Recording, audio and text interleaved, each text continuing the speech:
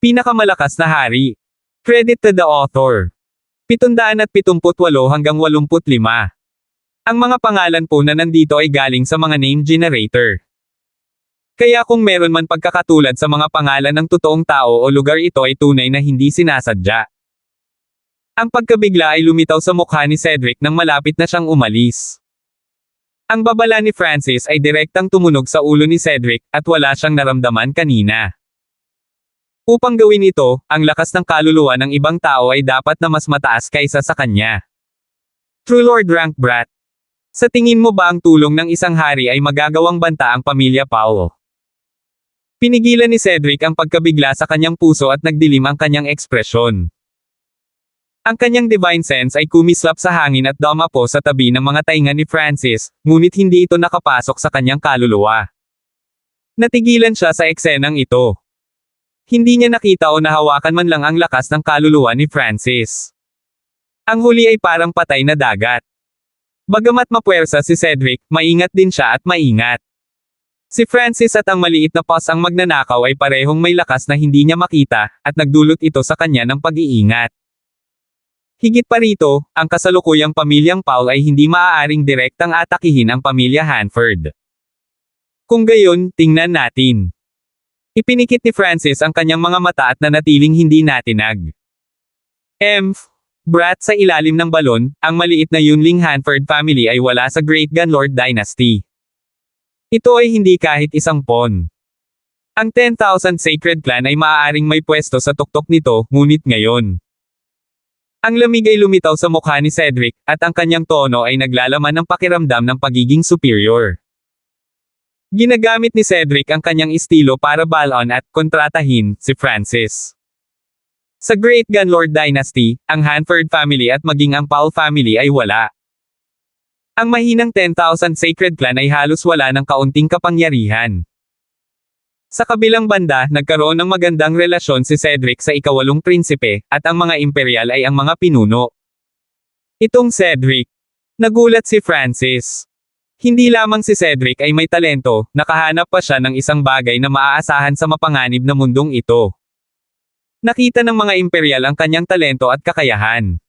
Francis. Ang mga salita ni Cedric ay puno ng kumpiyansa at pangangibabaw, kung babalik ka ngayon, may oras pa.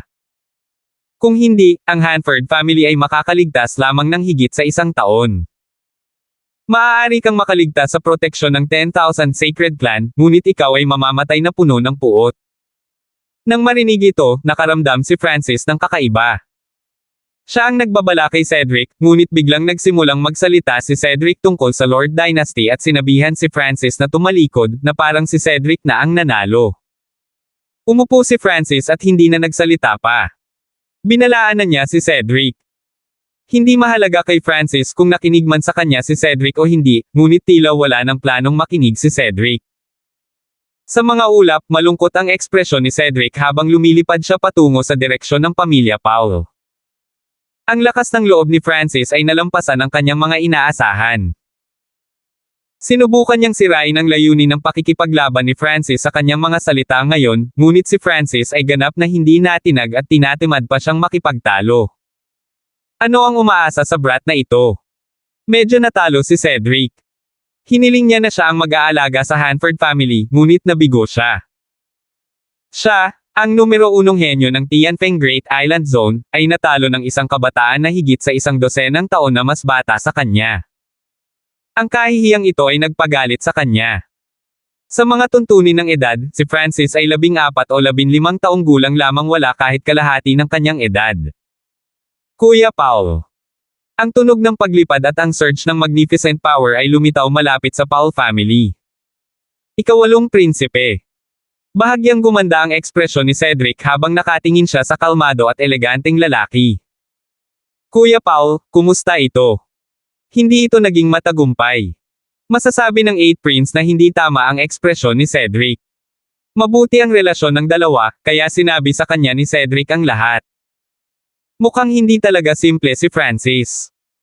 Hindi pa naramdaman ni kapatid na Paul ang pagkatalo nito mula nang makipaglaban kay Wu Heng, kumislap ang mga mata ng 8 Prince habang bumubulong. Tila ang kahihiyan na naramdaman ni Cedric sa pagkakataong ito ay mas mababa lamang sa naramdaman niya kay Wu Heng. Wu Heng. Nang ibulong ni Cedric ang pangalang ito, ang puot at hangarin sa pakikipaglaban ay lumabas sa kanyang mga mata. Tatapusin ko ang batang ito, pagkatapos ay hamanin siya. Alam ng ikawalong prinsipe na ang pagkatalo kalahating taon na ang nakalipas ay ang pinakamalaking kahihiyan ni Cedric. Nasuri ko na si Wu Heng ay sadyang nanatili sa half-step king level dahil ayaw niyang maging hari. Kung tutuusin, ang kanyang layunin ay umabot na sa antas ng isang emperador, sabi ng 8th Prince. Nagsisisi siya sa tuwing binabanggit niya si Wu Heng. Ang ikawalong prinsipe ay hindi nakapag-recruit ng gayong henyo, ngunit ang pinakamalakas na katunggali para sa posisyon ng Crown Prince ang ika-4 na prinsipe ang gumawa. Bakit gusto niyang sugpuin ang kanyang paglilinang? Hindi kaya. Biglang may naisip si Cedric. Tama iyan ang Divine Illusion Dimension. Bahagyang ngumiti ang ikawalong prinsipe. Ang sino man sa Void God Realm ay kailangang sumailalim sa napakalaking panganib na makapasok sa Divine Illusion Dimension, ngunit ang kalahating hakbang na Kings ay may hindi bababa sa 70% na pagkakataong magtagumpay. Ang pagsusuri na ito ay lohikal. Upang matiyak na ligtas siyang nakapasok sa Divine Illusion Dimension, sinadya ni Wu Heng na nanatili sa antas ng kalahating hakbang na hari. Whoosh! Whoosh! Lumipad ang dalawa sa direksyon ng pamilya Paul. 8th Prince, nakausap mo na ba ang kapatid ko? Kamusta na siya? Ngumiti si Cedric. Ang ikawalong prinsipe ay may marangal na katayuan. Kung ang kanyang nakababatang kapatid na babae ay pinakasalan ng ikawalong prinsipe, ito ay lubos na makakabuti para sa kanya at sa buong pamilya Paul. Payag ang pamilya Paul kahit na si Rachel ay isang babae lamang. Gusto ko si Lady Rachel, at perpekto siya, pero mapait na ngumiti ang ikawalong prinsipe. Hindi ba papayag si Rachel? Naisip ni Cedric ang isang problema. Ang ikawalong prinsipe, ang kanyang sarili, at ang pamilya Paul ay hindi kailanman nagtanong kung ano ang iniisip ni Rachel. Mula sa pananaw ni Cedric, ito ay isang bagay na pangarap ng hindi mabilang na mga babae ng normal na pamilya kahit na sila ay isang babae lamang, at ang ikawalong prinsipe ay nangako na gagawing punong asawa si Rachel. Sa loob ng isang silid ng pamilya Paul. Pare, kuya, kailan pa ako pumayag na putulin ang kasal? Naisipan mo bang itanong kung ano ang iniisip ko? Sigaw ng isang batang babaeng naka-green. Makinis ang balat ng dalaga, at mukha siyang diyosa. Siya ay walang kamali-mali tulad ng isang lotus pagkatapos ng ulan. Sa pagharap sa iyak ng batang babae, parehong nagkatinginan si Cedric at ang kanilang ama at nanatiling tahimik. Parehong mahal ng dalawa si Rachel, ngunit ni isa sa kanila ay hindi nagtanong kung ano ang iniisip ni Rachel, at ngayon ang kanyang pangalan ay nadungisan ng engagement rejection letter ni Francis. Ang pagkakasala ay lumitaw sa kanilang mga puso, ngunit ito ay nawala kaagad.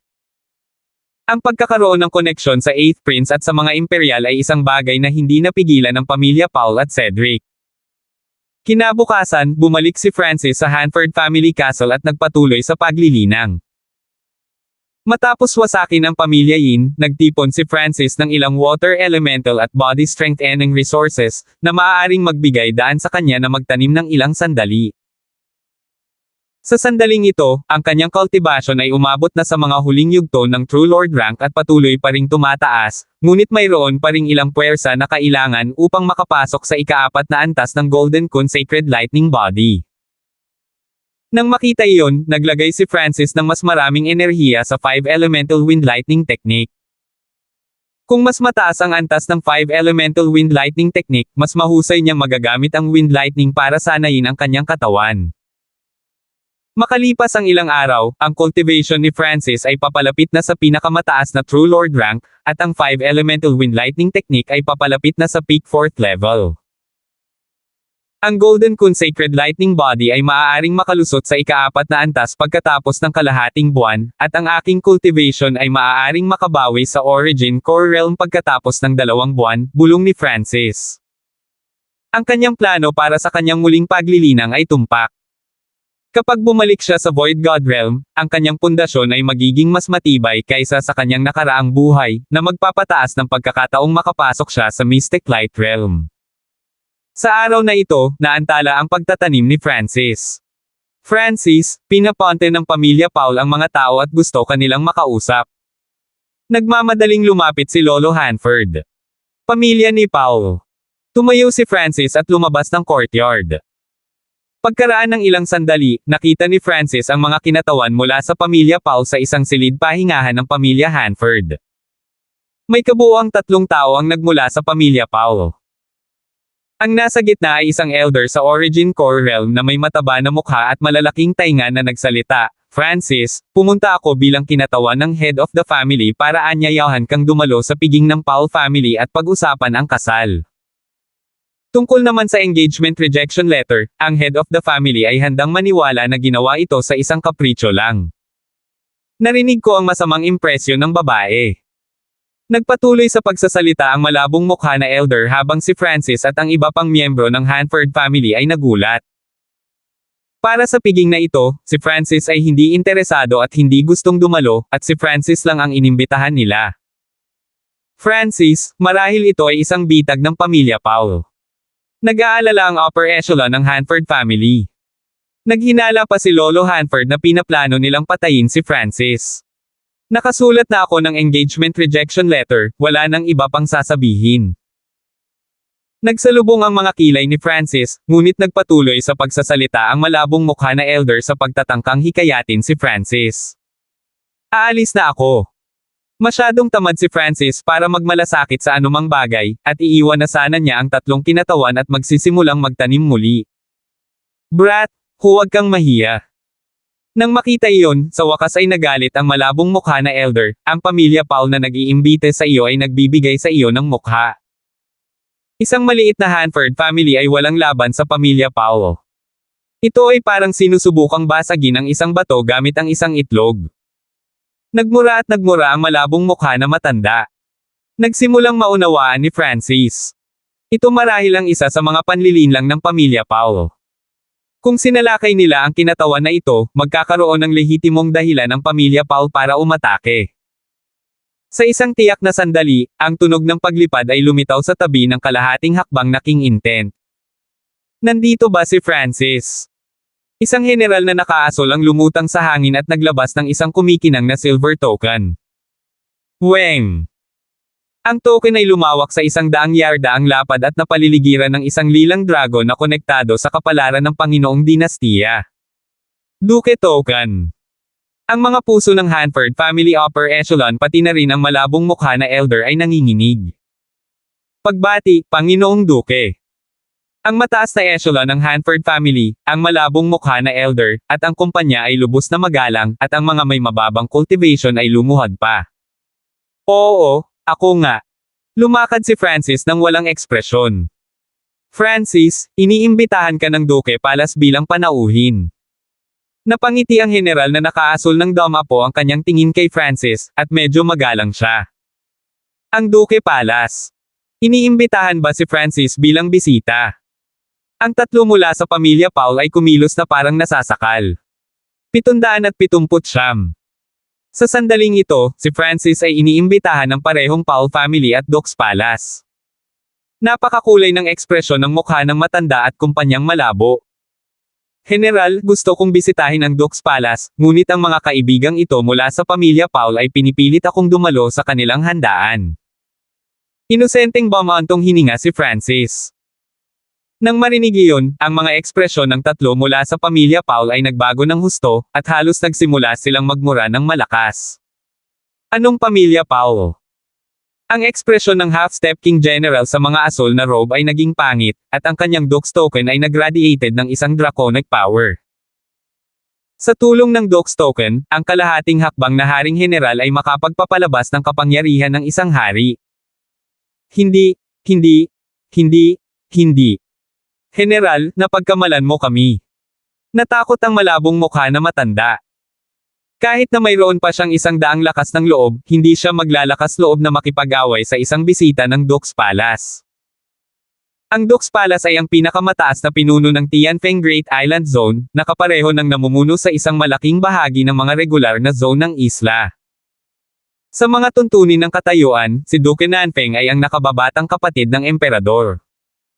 Kahit na ang ikawalong prinsipe ay kailangang tawagin siyang Uncle Nanfeng. Kahit na ang mga 3-star powers ay hindi naglakas loob na saktan ang gayong tao ng madali. Sa teorya, ang pamilya Paul at ang 10,000 Sacred Clan ay nasa teritoryo ng Duke Nanfeng. Young Master Hanford, pumunta ka na lang sa Paul family pagkatapos mong bumisita sa Duke's Palace, ngumiti ang malabong mukha na elder at sinabi. Mabuti naman. Ngumiti ang General na Asul, at umalis si Francis kasama ang General na Asul. Anong nangyayari? Bakit iniimbitahan si Francis ng Duke's Palace? Kailangan natin itong i-report kaagad sa head of the family at young master. Mukhang kailangan nating gawing muli ang plano natin kung paano natin haharapin ang Hanford family. Napabuntong hininga ang tatlo mula sa pamilya Paul. Kapag nagkaroon ng koneksyon si Francis at ang Duke's Palace, mas nakakatakot ito kaysa sa koneksyon niya sa isang 10,000 Sacred Clan lang. Pagkatapos ng lahat, ang Duke's Palace ay ang pinakamataas na pinuno ng buong Tianfeng Great Island Zone. Sa pamamagitan lamang ng isang pag-iisip, si Duke Nanfeng ay maaaring magpasya kung sino ang nabuhay at kung sino ang namatay. Makalipas ang kalahating araw, isang napakalaking palasyo ang nakita ni Francis. Nararamdaman ng espiritual na mata ng Diyos ni Francis ang pakay ng isang Lord Dynasty na nagtitipon dito mula sa malayo. So, ito ang Duke's Palace. Napabuntong hininga si Francis. Ang palasyo ay naglalaman ng mga hardin, bundok, talon, lawa. Naroon ang lahat ng maiisip ng isa, at ito ay katulad ng kung paano itinayo ang Demigod Forgotten Garden. Sa halip na tawagin itong isang palasyo, mas mabuting isaalang-alang ito na isang maliit na kaharian. General, sinong maharlika ang nag-imbite sa akin dito? Sa wakas ay nagsalita si Francis. Ito ang unang beses na nagsalita siya mula nang umalis sila. Bumungad sa mukha ng general ang papuri. Ang pasensya ng 15 taong gulang na hayop na tamer na ito ay higit na nalampasan ang iba pang kaedad niya. Malalaman mo rin sa lalong madaling panahon. Nasa palasyo din ang duke, at kung papalorin ka, baka makita mo pa siya. Ang general na nakaasul ay ngumiti ng hindi direktang sumasagot, at si Francis ay hindi na nagtanong pa. Medyo interesado siya sa mga ranking ng Great Gunlord Dynasty.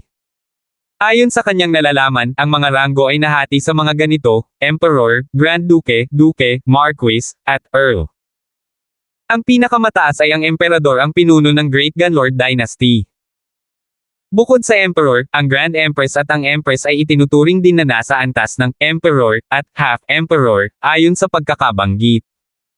Sa ibaba ng Emperador ay ang mga Grand Duke. Ang mga Grand Duke ay napakabihirang sa Great Gunlord Dynasty, at kinokontrol nila ang isang probinsya. Karaniwang nasa Mystic Light Realm ang cultivation ng Grand Duke, at ang ilan ay mga nakatatanda pa ng Emperor. Sa ibaba ng Grand Dukes ay Dukes. Karaniwang pinamunuan nila ang isang mahusay na sona ng isla o ilang mga sona ng isla. Si Duke Nanfeng ay isa sa mga elite sa gitna ng mga duke. May mga nagsabi na, bukod sa katayuan, walang kahulugan ang pagkuha ng ranggo. Kung ganoon ang iniisip nila, mali sila. Ito ay dahil nagkaroon ng kapalaran ng providence. Kung mas mataas ang ranggo ng isang tao, mas maraming providence ang kanilang natanggap mula sa Lord Dynasty. Halimbawa, maaaring gamitin ng kasalukuyang Great Gun Sacred Emperor ang lahat ng providence ng Lord Dynasty. Kahit na ang isang taong may talento sa basura ay madaling makapasok sa Void God Realm kung sila ang magiging Great Gun Sacred Emperor. Higit pa rito, ang imperial na bloodline ay napakalakas. Halos lahat ng Sacred Emperor ay may cultivation ng isang Emperor o Sacred Lord. Mula dito, makikita ang paggamit ng Panginoong Dinastiya. Ang sinumang mas mababa sa antas ng Emperor ay maaaring gumamit ng tiyak na halaga ng providence mula sa Lord Dynasty hanggat mayroon silang ranggo. Ang kapangyarihan ng providence ay lubhang malalim. Maaari nitong mapataas ang paglilinang ng isang tao at iba pang aspeto. Hanggat may sapat na lakas ang probidensya ng isang tao, maaari pa nilang baguhin ang kanilang kapalaran.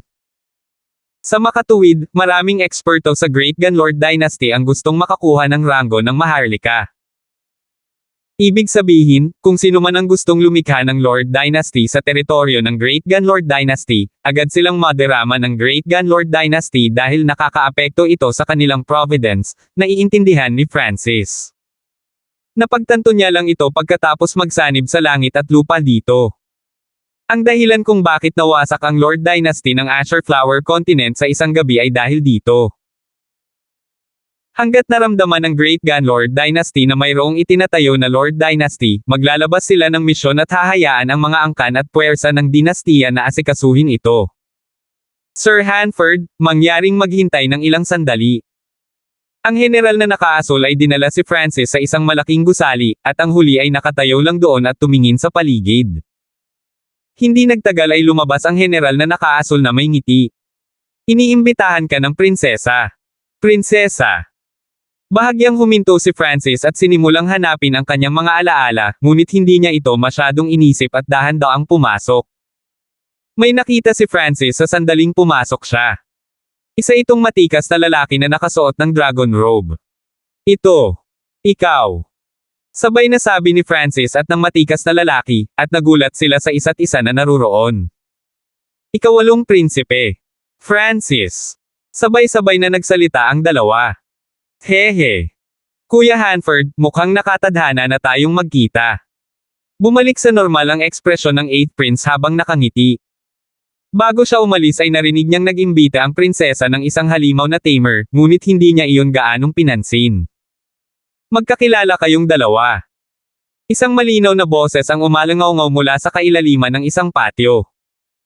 Nakangiting umiling ang 8th Prince habang naglalakad kasama si Francis patungo sa courtyard. Weird. Paano nalaman nitong si Francis ang 8th Prince? Nagulat ang General Inglo, pero yumuko siya at umalis. Sa pagtapak sa mga pulang talulot na nakatikip sa lupa, si Francis at ang ikawalong prinsipe ay nakarating kaagad sa gusali sa kailaliman ng courtyard. Isang marangal na batang babae ang nakatayo sa harap ng gusali. Nakasuot siya ng napakagandang damit, at bagamat bata pa siya, napakaganda niya. Sa unang tingin, umaangkop siya sa pamantayan ng mga prinsesa mula sa mga libro at fairy tales. Prinsesa. Naramdaman ni Francis na parang pamilyar siya. Ang batang babae na ito ay umaangkop sa imahe ng batang babae na naka-purple na nasa Wuyo Forest. Sa sandaling iyon, ang target ni Francis ay ang Yinming bird, kaya isang sulyap lang ang binigay niya sa dalaga at kasama. Hindi niya inaasahan na siya ang prinsesa ng Duke's Palace. Dapat ay magpinsan ang ikawalong prinsipe at ang prinsesa. Francis, ikaw talaga. Ikaw ang mahiwagang hayop na tamer na hinahanap ko, nakangiting sabi ng prinsesa at masaya.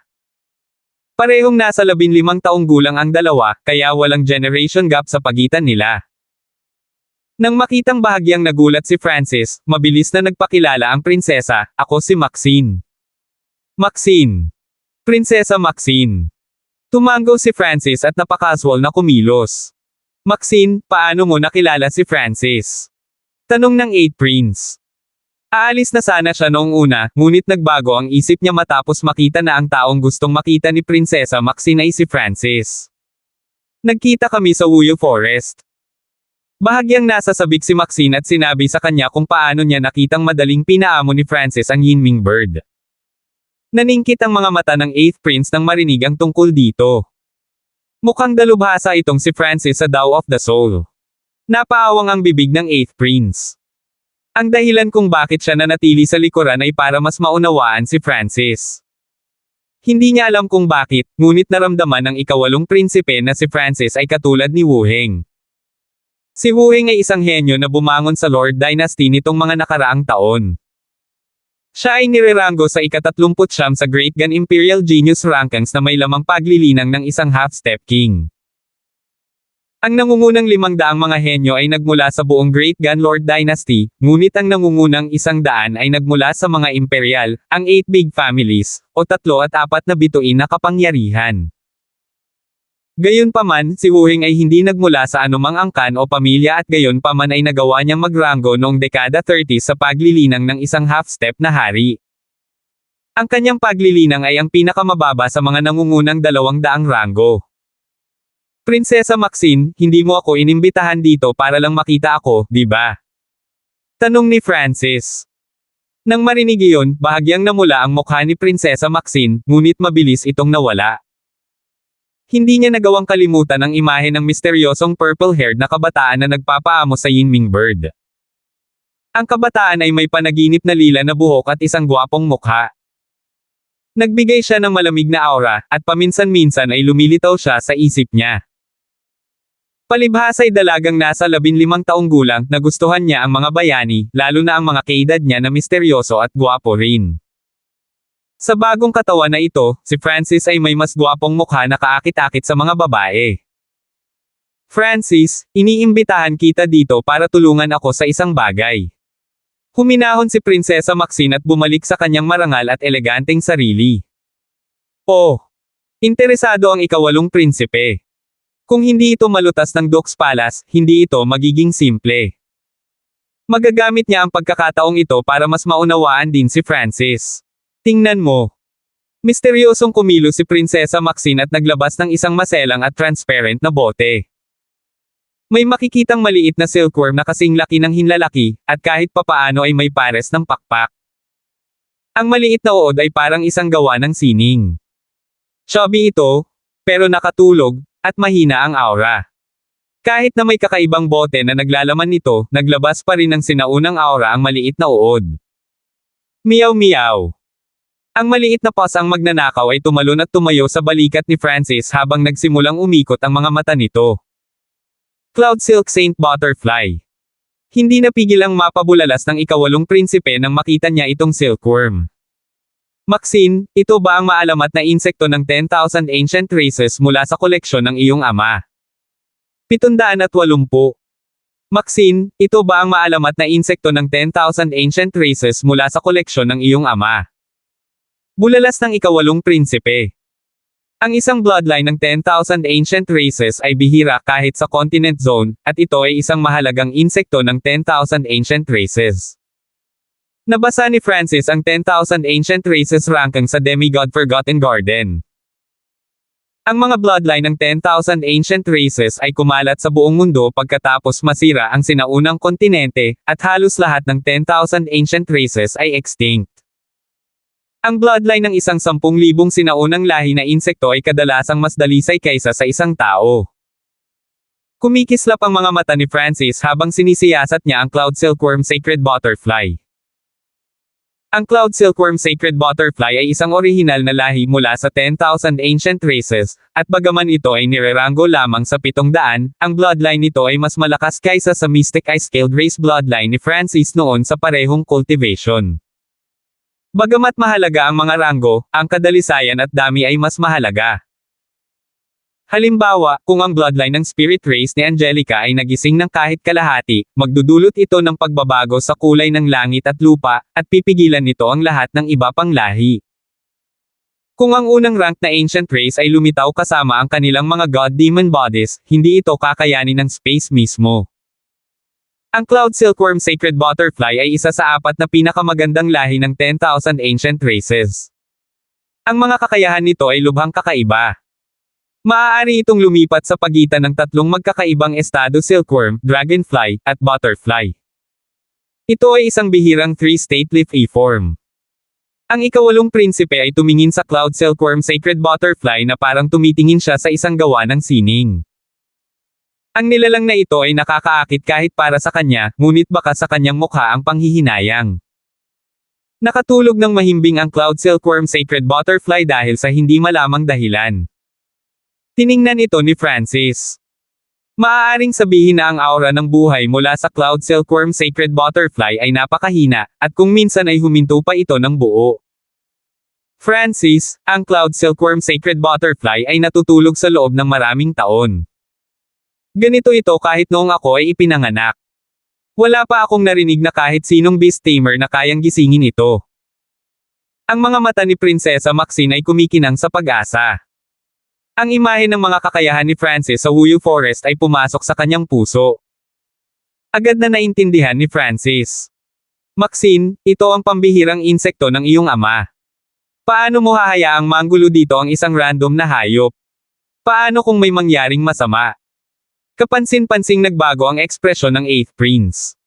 Kahit na ang mga matanda at may karanasang beast tamer ay hindi nagawang gisingin ang Cloud Silkworm Sacred Butterfly, lalo pa ang napakabatang si Francis. Kahit na natutulog ito, hindi masusukat ang halaga ng Cloud Silkworm Sacred Butterfly.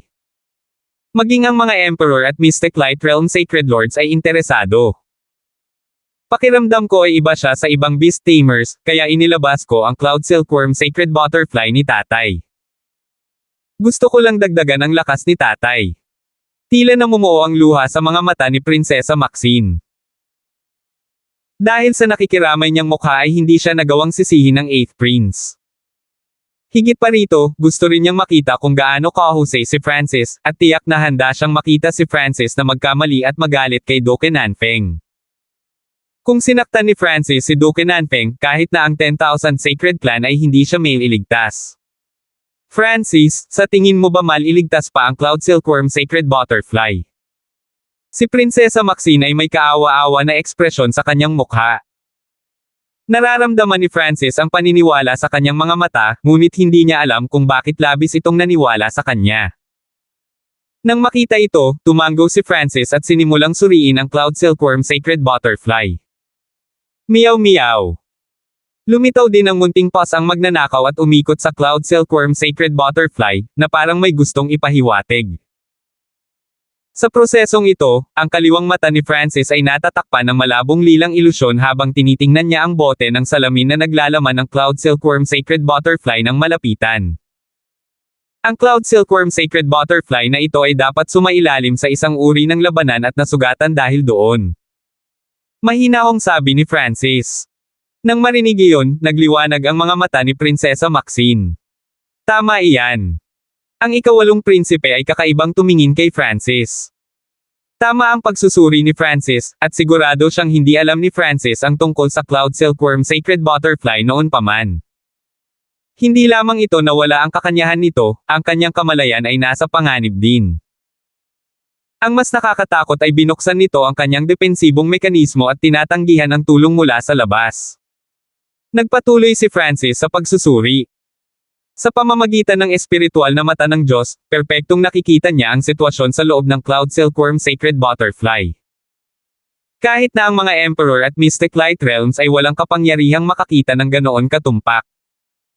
Ang kanyang pagsusuri ay napakalapit sa Beast Tamer mula sa Tianliang Province. Nagulat si Prinsesa Maxine. Tila ba ang kakayahan ni Francis sa pagpapaamo ng hayop ay hindi mas mahina kaysa sa isang Grandmaster? Noon, ang isang Beast Tamer Grandmaster ay gumugol ng parehong tagal ng oras upang makabuo ng pagsusuri na katulad ng kay Francis. Itong si Francis. Natigilan ang ekspresyon ng 8th Prince. Mukhang talagang talentado si Francis. Si Prinsesa Maxine ay napuno ng paghanga at pag-asa. Mayroon bang isang bata, gwapo, at mahuhusay na Beast Tamer saan man sa buong Lord Dynasty? Sa sandaling ito, hindi maiwasan ni Prinsesa Maxine na planuhin iyon, kahit na hindi magtagumpay si Francis, kailangan niyang tulungan ang kanyang ama na i-recruit ang henyong ito. Francis, mayroon ka bang paraan para magising ito? Pulang mansanas ang mukha ni Prinsesa Maxine. Mayroon lang akong 50% na pagkakataon. Bahagyang ngumiti si Francis. Wala siyang masyadong pakialam, ngunit ang sikreto ng mga sinaunang tao pati na rin ang kadalisayan ni Prinsesa Maxine ay nagpakilo sa kanya. 50%. Nagsalubong ang mga kilay ng 8th Prince, at bahagyang bumuka ang bibig ni Prinsesa Maxine. Ang una ay kainahinala, at ang huli ay nakaramdam ng hindi makapaniwala. 50%. Hindi mabilang na Beast Tamers ang pumasok sa Duke's Palace, ngunit wala ni isa sa kanila ang nagsabi na mayroon silang 50% na pagkakataon. Isinasantibi ang 50%, wala sa kanila ang nagsabing 20%. Kahit na 10% ay itinuturing na mataas sa kanilang mga pagtatantya. Ang 50% ay isang nakakagulat na halaga. Kung gisingin ko ito, kailangan ko ng ilang mapagkukunan at gantimpala, sabi ni Francis. Nangangahulugan ito na hindi niya ito gagawin ng libre. Siyempre, kung magising ka, mabubusog ka ng tatay ko sa kahit anong gusto mo. Tumango si Prinsesa Maxine. Gagawin ko lang ang isang paunang pagsusuri ngayon. Kung may pag-asa na magising ito, babalik ako at maghahanda, sabi ni Francis. Pagkatapos niyang sabihin ito, ipinikit niya ang kanyang mga mata at isinama ang kanyang isip sa asul na whirlpool sa gitna ng dimensyon ng kanyang kaliwang mata. Whoosh! Sa susunod na sandali, pumasok si Francis sa isang sinaunang lupain. Ang puwersa ng Ancient Dream Realm ay nagpabigat sa katawan ni Francis, at ang kanyang mukha ay bahagyang namula. Sa kasalukuyang pisikal na lakas ng katawan ni Francis, nagawa niyang manatili sa Ancient Dream Realm nang hindi bababa sa ilang paghinga. Ang kanyang puwersa sa buhay at lakas ng kaluluwa ay higit pa sa sapat upang makamit iyon magkano. Sure! Huminga ng malalim si Francis, pagkatapos ay agad na lumabas sa Ancient Dream Realm. Agad siyang nagpakawala ng hininga patungo sa Cloud Silkworm Sacred Butterfly. Ang aura ay sobrang patago, at siya ay nagsanib din ng ilang aura mula sa kanyang God's spiritual eye. Sa sandaling iyon, nakaramdam ng pressure ang mga bloodline ng 8th Prince at Princess Maxine. Bakas ang gulat sa mukha ng 8th Prince. Who? Nagtataka ang dalawa habang bumaantong hininga si Francis patungo sa Cloud Silkworm Sacred Butterfly. Mailigtas kaya ng Divine Breath na ito mula kay Francis ang Cloud Silkworm Sacred Butterfly. Isang hindi makapaniwalang eksena ang nangyari. Bahagyang lumipad ang kalahating transparent na mga pakpak ng Cloud Silkworm Sacred Butterfly. Ito ay lumipat. Tinitigan ni Prinsesa Maxine at ng 8th Prince ang Cloud Silkworm Sacred Butterfly. Kung hindi lang sila nag-ingat ng mabuti, iisipin nilang ilusyon lang iyon, pero ngayon lang talaga lumipat ang Cloud Silkworm Sacred Butterfly. Gaya ng inaasahan, ang bloodline ng God's spiritual eye ay maaaring mabigla kahit sa 10,000 ancient races. Bilang karagdagan, ang aura ng Ancient Dream Realm ay napakalapit sa 10,000 ancient races, kaya madali nilang naa-absorb ito. Palihim na tumango si Francis. Iminungkahi ng maliit na pos ang magnanakaw na gawin ito. Ang maliit na pos ang magnanakaw ay tila naiintindihan ang bawat uri ng hayop, at mayroon din itong kakayahang makipag-usap sa kanila. Francis, hindi ka panipaniwala. Ang Cloud Silkworm Sacred Butterfly ay talagang gumalaw. Tuwang-tuwa si Prinsesa Maxine habang ang 8th Prince ay bahagyang natulala. Sa sandaling ito, si Francis ay parang isang halimaw sa kanyang mga mata. Ang kabataang ito ay nagparamdam kahit kay Cedric, isang henyo sa Imperial Rankings, na natalo, at ngayon ay isang hininga na lamang niya ang nagpakilos sa Cloud Silkworm Sacred Butterfly. Ang gayong talento ay hindi isang bagay na maaaring taglayin ng mga normal na tao. Okay, ngayong nakumpirma ko na kaya kong gisingin ang Cloud Silkworm Sacred Butterfly, kailangan kong bumalik at maghanda para sa isang buwan, sabi ni Francis, tinanggihan ang imbitasyon ni Prinsesa Maxine na manatili, at nag-iwan ng listahan ng mga materyales. Ang ilan sa mga materyales ay kailangan upang magising ang Cloud Silkworm Sacred Butterfly habang ang iba ay para sa kanyang personal na gamit. Hindi nagtagal pagkatapos umalis si Francis sa harap ng isang lawa sa Duke's Palace. Ang aura ng 10,000 ancient races. Teka, ito ang Cloud Silkworm Sacred Butterfly. Nagbago ang ekspresyon ng isang lalaki na nakasuot ng gintong damit. Sure! Nawala ang lalaking nakasuot ng ginto. Nagpakita siya ng hindi pangkaraniwang kapangyarihang imperial na may halong probisyon ng Panginoong Dinastiya. Sa parehong sandali. Ama. 13 tiyo. Si Prinsesa Maxine at ang 8 prinsipe ay labis na masunurin nang makita nila ang lalaki, at pareho silang yumoko. Ang bagong dating ay si Duke Nanfeng, ang pinuno ng Tianfeng Great Island Zone. Maxine, inilabas mo ang Cloud Silkworm Sacred Butterfly na pinapagaling sa Life Source Building. Medyo pangit ang ekspresyon ni Duke Nanfeng habang nakatingin sa bote ng salamin sa kamay ni Prinsesa Maxine. Pare, may beast tamer ngayon lang na ginawa ang Cloud Silkworm Sacred Butterfly, mabilis na sinubukan ni Princess Maxine na magpaliwanag, ngunit isang imperial power ang inalis ang Cloud Silkworm Sacred Butterfly sa kalagitnaan ng kanyang paliwanag. Inis ka ni Duke Nanfeng ang kanyang divine sense sa buong bote at agad na nagpakita ng kakaibang hitsura. Imposible, bakit lumalakas ang mga palatandaan ng buhay sa loob ng Cloud Silkworm Sacred Butterfly? 781. Sa loob ng isang pulang patio ng Duke's Palace. Sinabi mo na ang isang hininga mula sa kabataang iyon ay nagawang magpakita ng mga palatandaan ng buhay sa Cloud Silkworm Saint Butterfly. Natigilan si Duke Nanfeng nang marinig ang paliwanag ng dalawa. Kung si Prinsesa Maxine lang mag-isa, baka maghinala siya at isipin na exaggerated ito, pero nakita rin ito ng 8th Prince, at hindi siya dapat magsinungaling.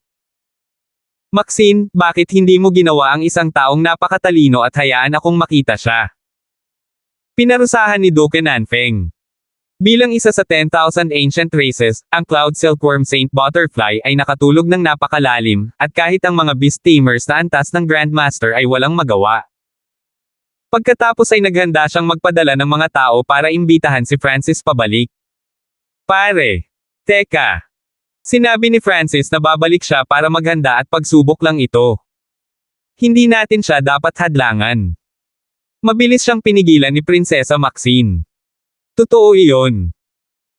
Tumango si Duke Nanfeng, pagkatapos ay tinanong si Prinsesa Maxine at ang ikawalong prinsipe tungkol kay Francis.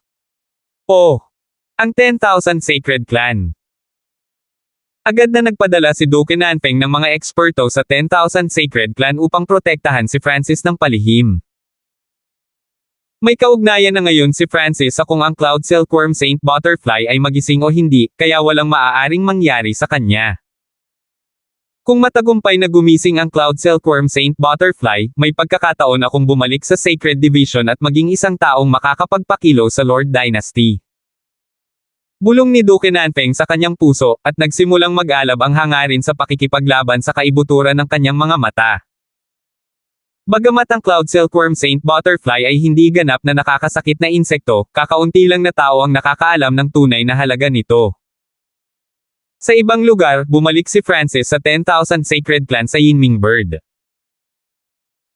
Kapag ginaisin ko ang Cloud Silkworm Saint Butterfly sa susunod, makakakuha ako ng ilang mapagkukunan ng soul daw mula sa Duke's Palace, naisip ni Francis. Kung gagawin niya ang kanyang makakaya, hindi imposibleng gisingin niya kaagad ang Cloud Silkworm Saint Butterfly, ngunit iyon ang magpapapagod sa kanya. Nais niyang tapusin ito sa ilang pagbisita. Una, ayaw niyang gawing simple ang paggising, at pangalawa, makakakuha siya ng mas maraming mapagkukunan. Siyempre, hindi ito madrag ni Francis ng masyadong mahaba dahil may mga 80 araw na lang ang natitira bago magbukas ang Divine Illusion Dimension. Sa makatuwid, kailangan ni Francis na gisingin ang Cloud Silkworm Saint Butterfly sa loob ng 3 buwan. Ang paghahanda na binanggit niya ay paglilinang. Nang maglaon sa araw na iyon, pumasok si Francis sa pag-iisa. Sa nakalipas na ilang araw ng paggawa ng mga misyon, pagbebenta ng mga espiritual na alagang hayop, at pagsira sa pamilya Yin, nakakuha siya ng kaunting mapagkukunan, at hindi na siya mangangailangan pa ng ilang sandali. Bumaba si Francis nang lumitaw ang lahat ng uri at hugis ng mga materyal na elemento ng tubig. Naglabas din siya ng maraming materyales na pampalakas ng katawan. Ang halaga dito ay sapat na para mamula ang mga mata ng Origin Core Realms. Upang mapataas ang rate ng kanyang paglilinang, kailangan niyang umasa sa mga mapagkukunan. Ang 5 Elemental Wind Lightning Technique at ang Golden Kun Sacred Lightning Body ay parehong napakataas na antas. Mahirap makakuha ng katulad ng mga kasanayan kahit na sa 4-star forces. Bilang karagdagan, dahil siya ay nagpapagaling, hindi nag-aalala si Francis na hindi matatag ang kanyang pundasyon. Higit pa rito, pinuri ng Sacred Lightning Body at ng Wind Lightning Technique ang isa't isa, na nagpatibay sa kanyang pundasyon. Mabilis na lumipas ang oras, at mahigit 100 araw ang lumipas. Ang 5 Elemental Wind Lightning Technique ni Francis ay umabot sa peak 4th level, at ang kanyang Source of True Spirit ay nasa hugis ng liquefied lightning at tubig na kumikinang ng maganda. Ang kanyang tubig ng hangin na kidlat ay ganap ng nabuo. Ang Water of Wind Lightning ay nagpapataas ng bilis at pinsala ng kanyang Wind Lightning, at ito ay may kakayahang magbago ng hugis. Higit pa rito, ang Water of Wind Lightning ay lubhang kapaki-pakinabang kapag nililinis ang kanyang katawan at pinagaling ang kanyang mga sugat. Ang paggamit ng Water of Wind Lightning bilang unang layer ng 5 Elemental Wind Lightning ay hindi isang masamang pagpipilian. Nasiyahan si Francis. Weng! Binigay ni Francis ang kanyang palad, at lumitaw ang isang ice blow na likido. Ice Imperial Spear. Ang bola ng likido ay naging hugis ng isang sibat, pagkatapos ay naging isang piraso ng baluti sa katawan ni Francis. Ang baluti ay tumulo. Nagawa nitong magbago sa iba't ibang anyo. Sa pagkakataong ito, dahil mayroon siyang Water of Wind Lightning, mas mahusay niyang magagamit ang Ice Imperial Spear. Binago ng espiritual na mata ng Diyos ang kanyang katawan at binigyan siya ng Water Bloodline. Ngayong magagamit na niya ang Ice Imperial Spear ayon sa gusto niya, ang lakas ni Francis ay tumaas ng husto. Pagkalipas ng isa pang ilang araw, pinalibutan ng Water of Wind Lightning ni Francis ang kanyang katawan at lumikha ng malalakas na tunog. Sa isang tiyak na sandali, isang pilak asul na metal na liwanag ang kumikinang sa kanyang katawan, na para bang siya ay isang estatwa ng pilak na yelo. Isang invisible na puwersa ng lakas ng katawan ang bumangon mula kay Francis. Boom! Ang silid na kinaroroonan ni Francis ay yumanig, at isang shockwave lamang ang halos sumire sa buong bahay. Ito ay si Francis na sadyang hindi ginagamit ang kanyang buong kapangyarihan. Ang material ng bawat brick sa mundo ng paglilinang ay hindi simple. Halimbawa, ang silid na kinaroroonan ni Francis ay maaaring makatiis ng ilang pag-atake mula sa normal na true spirit realms at hindi madudurog. Ika-4 na antas ng Golden Kun Sacred Lightning Body. Nagpakawala ng mahabang hininga si Francis. Pakiramdam niya ay may taglay na kapangyarihan ng toro ang bawat pulgada ng kanyang katawan. Bam! Gumamit si Francis ng hindi kumpletong Earth grade na sandata at hiniwa ito sa kanyang braso, ngunit lumipad kung saan-saan sa halip na dugo. Anong malakas na depensa? Naramdaman ni Francis ang walang limitasyong kapangyarihan sa kanyang katawan, at nakaramdam siya ng kumpiyansa. Maaari na niyang labanan ang Origin Core Realm Sovereign sa pamamagitan lamang ng kanyang katawan. Matapos maabot ang ika-4 na antas ng Sacred Lightning Body, pinagsama-sama ni Francis ang kanyang pundasyon bago linangin ang 5 Elemental Wind Lightning Technique. Dahil malakas ang kanyang intent, mas madali para sa kanya na linangin ang 5 Elemental Wind Lightning Technique. Gayunpaman, walang gaanong nagawa ang intent para sa pagpapalakas ng katawan. Sa araw na ito, sa bulwagan ng pamilya Paul, mahigit 100 miyembro ng upper echelon ng Paul family ang nagtipon.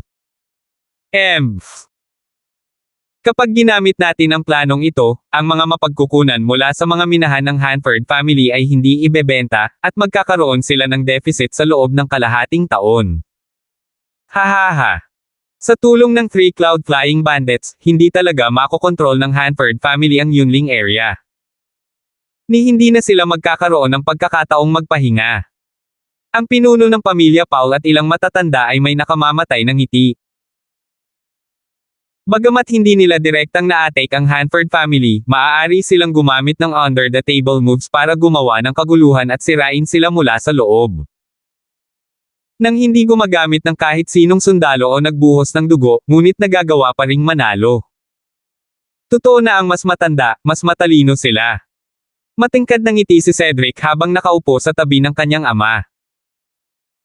Sa sandaling ito, isang kakaibang magnificent power ng isang hari na umabot sa langit at lupa ay bumaba sa bulwagan ng pamilya Paul. Walang laman ang Diyos Realm King. Naging mabigat ang katawan ng mga miyembro ng upper echelon. Ika-8 prinsipe. Nagulat si Cedric habang nakatingin sa lalaking nakasuot ng dragon. Cedric. Ang ekspresyon ng ika-8 prinsipe ay mataimtim. Siguradong hindi mo maaaring atakihin ang Hanford family o masaktan man lang si Francis sa ngayon kung hindi ay mapatay ang Paul family. Ano? Nang marinig iyon, nagkaroon ng kaguluhan sa loob ng bulwagan. Kung ito ay sinabi ng ibang tao, sila ay mapapangiti, ngunit ito ang ika-8 prinsipe ng dakilang Gunlord Dynasty.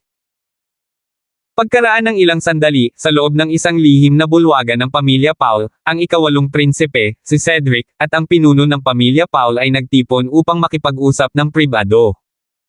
Duke Nanfeng. Pinupuri si Francis. Kahit si Prinsesa Maxine ay may gusto sa kanya. Bahagyang natulala si Cedric, habang ang pinuno ng pamilya Paul ay basang-basa sa malamig na pawis. Si Duke Nanfeng ang pinuno ng Great Island Zone at kamag-anak ng mga imperial. Higit pa rito, si Duke Nanfeng ay isang pick-tier emperor mismo. Sa pagdaragdag ng pakay ng Lord Dynasty, hindi nasusukat ang kanyang lakas. Isa sa mga pangunahing dahilan kung bakit dumating pa ang 8th Prince sa Tianfeng Great Island Zone ay upang subukang kunin si Duke Nanfeng at ang mga puwersang nasa likod niya.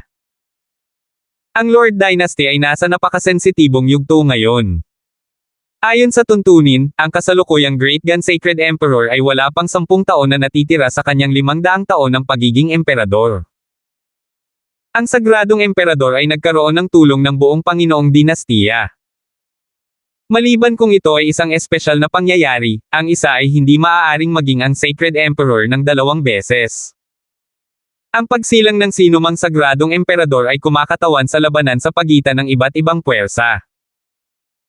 Ilang pamilya, 3 star na puwersa, at maging ang 4 na bituin na kapangyarihan ay sasali sa paglaban para sa posisyon ng sagradong emperador. Kahit na hindi siya ang paborito na maging Crown Prince, ang 8th Prince ay pupunta rin dito. Ito ang pangunahing dahilan kung bakit siya nasa Tianfeng Great Island Zone. Sa isang kisap mata, 1 buwan na ang nakalipas mula nang bumalik si Francis mula sa Duke's Palace. Nitong nakaraang buwan, si Francis ay nag-iisa. Ang kanyang cultivation ay nakabawi na sa kalahating hakbang na Origin Core Realm, at oras na para sa mga disipulo ng 10,000 Sacred Clan na magsimulang magrehistro para sa Divine Illusion Trials. Ginamit ang Divine Illusion Trials para makipagkompetensya para sa mga spot ng Divine Illusion Dimension ng clan. Bilang isang 3-star force sa nakaraan nito, ang 10,000 Sacred Clan ay malinaw na may hanay na kumonekta sa Divine Illusion Dimension, ngunit maaari lamang itong magpadala ng 100 tao. Ang layunin ng Divine Illusion Trials ay mahanap ang 100 ipapadala. Sa 100 batik, 70 o higit pang batik ang ibinigay sa nakababatang henerasyon habang ang mas lumang henerasyon ay kinuha ang natitirang 30 o higit pang mga batik. Ang mga patakaran para sa pagkakaroon ng pwesto ay iba-iba para sa bawat puwersa, ngunit lahat sila ay nagbigay ng higit na kahalagahan sa nakababatang henerasyon dahil sila ay may higit na potensyal. Mayroong mahabang pila sa harap ng isang malaking bulwagan ng 10,000 Sacred Clan. Mayroong halos 2,000 elite na nagparehistro. Ang Divine Illusion Dimension ay hindi isang mana na may limitasyon sa edad, sino mang mas mababa sa isang hari ay maaaring magparehistro. Susunod. Isang matanda na may balbas ang kumukuha ng mga pagpaparehistro. Francis. Umakyat si Francis at kinuha ang kanyang identity token. Francis. Nanlaki ang mga mata ng may balbas na elder habang nakatingin kay Francis. Ang pangalan ni Francis ay kilala sa buong angkan, at mayroong hindi mabilang na mga kwento tungkol sa kanya. Tila, siya ay isang hayop na tamer na pinuri mismo ni Duke Nanfeng. May 1 buwan pa bago ang Divine Illusion Trials. Iniwan ni Francis ang angkan sa Yinming Bird. Nakatanggap si Francis ng liham mula sa pamilya Hanford na nagsasabi na dumating ang pamilya Paul at humingi ng tawad. Makalipas ang ilang oras, narating ni Francis ang Duke's Palace sa Yinming Bird. Nakatanggap ang Duke's Palace ng balita tungkol sa pagdating niya bago pa man siya dumating. Francis. Bulalas ni Prinsesa Maxine, at ang kanyang mukha ay namula sa tuwa. Gayunpaman, ang kapaligiran sa labas ng Duke's Palace ay solemna, at ang mga kalapit na katulong at sundalo ay hindi man lang nang ahas na huminga ng malakas. Isang makapangyarihang lalaki na nakasuot ng gininto ang damit ay nakatayo habang nasa likod ang kanyang mga kamay sa labas ng palasyo. Si Duke Nanfeng ay dumating upang personal na batiin si Francis. 782. Bahagyang natulala ang ika-8 prinsipe habang nakatayo sa labas ng palasyo. Nandito siya upang samahan si Prinsesa Maxine sa pagbati kay Francis, ngunit hindi niya akalain na si Duke Nanfeng ang may-ari ng Duke's Palace ay narito rin habang nasa likod ang kanyang mga kamay. Pinagmasdan ni Duke Nanfeng ang paparating na Yinming Bird, at si Francis ay nakaramdam ng panggigipit mula sa titig sa sandaling dumating siya. Ang pressure ay nagawang dumaan sa kanyang kaluluwa, at tila ito ay maaaring tumingin sa anumang bagay. Duke Nanfeng. Bahagyang nagulat si Francis nang dumapo ang kanyang mga mata sa nasa katanghaliang gulang na lalaking nakasuot ng ginto. Iilan lamang ang Void God Realm Emperor sa Tianfeng Great Island Zone. Si Duke Nanfeng ay isa sa mga elite, at masasabi ng isa sa pamamagitan lamang ng pagtingin sa dami ng pag-aari na taglay niya. Sa sandaling magtagpo ang kanilang mga tingin, halos matansya ni Francis ang lakas ni Duke Nanfeng. Si Duke Nanfeng ay talagang isang peak-tier emperor, at ang kanyang cultivation ay halos nasa Mystic Light Realm. Bukod pa riyan, halatang may malakas din siyang surge of providence na lumalabas sa kanyang katawan. Nahulaan ni Francis na ang lakas ni Duke Nanfeng ay maihahambing man lang sa Emperor of Death, ngunit sa mga tuntunin lamang ng purong lakas labanan. Sa mga tuntunin ng kakilakilabot, ang Emperor ng Kamatayan ay may mata ng kamatayan at maraming ipinagbabawal na pamamaraan, tulad ng cursed words of death at ang anino ng Death God. Ang mga kasanayang iyon lamang ay maaaring maging maingat sa Mystic Light Realms. Ang susunod na henerasyon ay dapat katakutin. Isang liwanag ang sumilay sa mga mata ni Duke Nanfeng habang ang kanyang tingin ay sinalubong ni Francis. Kasabay nito, nagulat siya. Ang kabataang ito na 14 o 15 taong gulang lamang ay ganap na mahusay na kumilos kahit na siya ay nakikipagkite sa isang duke. Ano ang utang ko sa karangalan na personal akong batiin ng duke? Yumuko si Francis nang may paggalang. Sa parehong sandali, lumakad si Prinsesa Maxine. May pag-asa at paghanga sa kanyang mga mata. Francis, pumasok ka at mag-usap. Ngumiti si Duke Nanfeng. Pagkaraan ng ilang sandali, sa isang hardin ng Duke's Palace, si Duke Nanfeng, ang ika-8 prinsipe, Francis, at Prinsesa Maxine ay nakaupo sa isang pavilion. Humigop ng tsaa si Francis at sinulyapan ang tanawin sa labas. May mga huni ng mga ibon, at ito ay napakasaya. Hindi maiwasan ni Francis na humanga sa kayamanan ng Duke's Palace. Anumang random na bulaklak o puno dito ay isang mamahaling espiritual na halaman. Ang ilan ay wala na sa labas ng mundo. Ang paglilinang dito ay magiging mas mahusay kaysa sa labas ng mundo. Mula rito, makikita kung anong klaseng pagtrato ang natanggap ng malalaking pamilya at makapangyarihang maharlika. Sa simula, nagtanong si Duke Nanfeng tungkol sa sitwasyon ng pamilya ni Francis pati na rin sa clan. Ang isang ganoong tanong ay, munting kaibigan Hanford, ang 10,000 sacred clan ba ay tinatrato ka ng mabuti?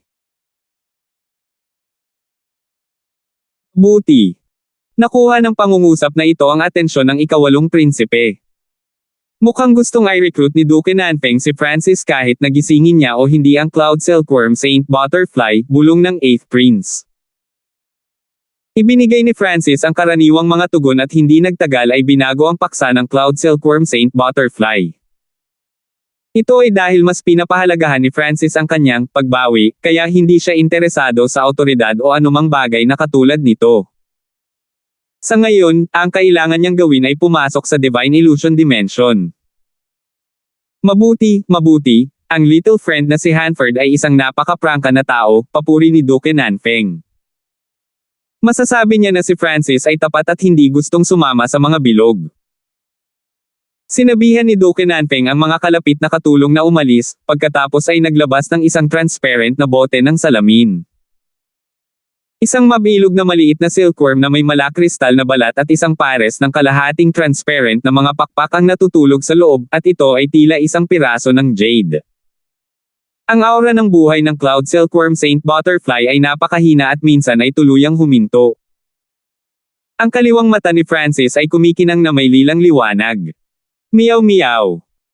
Ang maliit na paws ang magnanakaw ay tumalon mula sa sinaunang metal na singsing at humiga sa harap ng bote, tumingin sa loob ng may interes. Dahil sa kakaibang cat at human duo, kumislap ang mga mata ni Duke Nanfeng. Francis, ito ang mga mapagkukunan na gusto mo. Iniabot ni Duke Nanfeng ang isang interspatial ring na kinuha ni Francis. Tinanggo niya ang kanyang ulo ng mahina habang binibilang ang mga mapagkukunan. Mayroong isang elixir of life at isang grupo ng mga kayamanan ng soul daw sa loob ng interspatial ring. Pagkatapos ay naglabas si Francis ng isang malabong pulang likido mula sa sinaunang metal na singsing, at ito ay parang isang uri ng katas ng prutas. Ito ay isang gamot na ginawa ko sa nakalipas na buwan, paliwanag ni Francis. Nagulat si Duke Nanfeng. Ayon sa balitang natanggap niya, si Francis ay nag-iisa noong nakaraang buwan. Sa totoo lang, ginawa ito ni Francis sa kanyang libreng oras.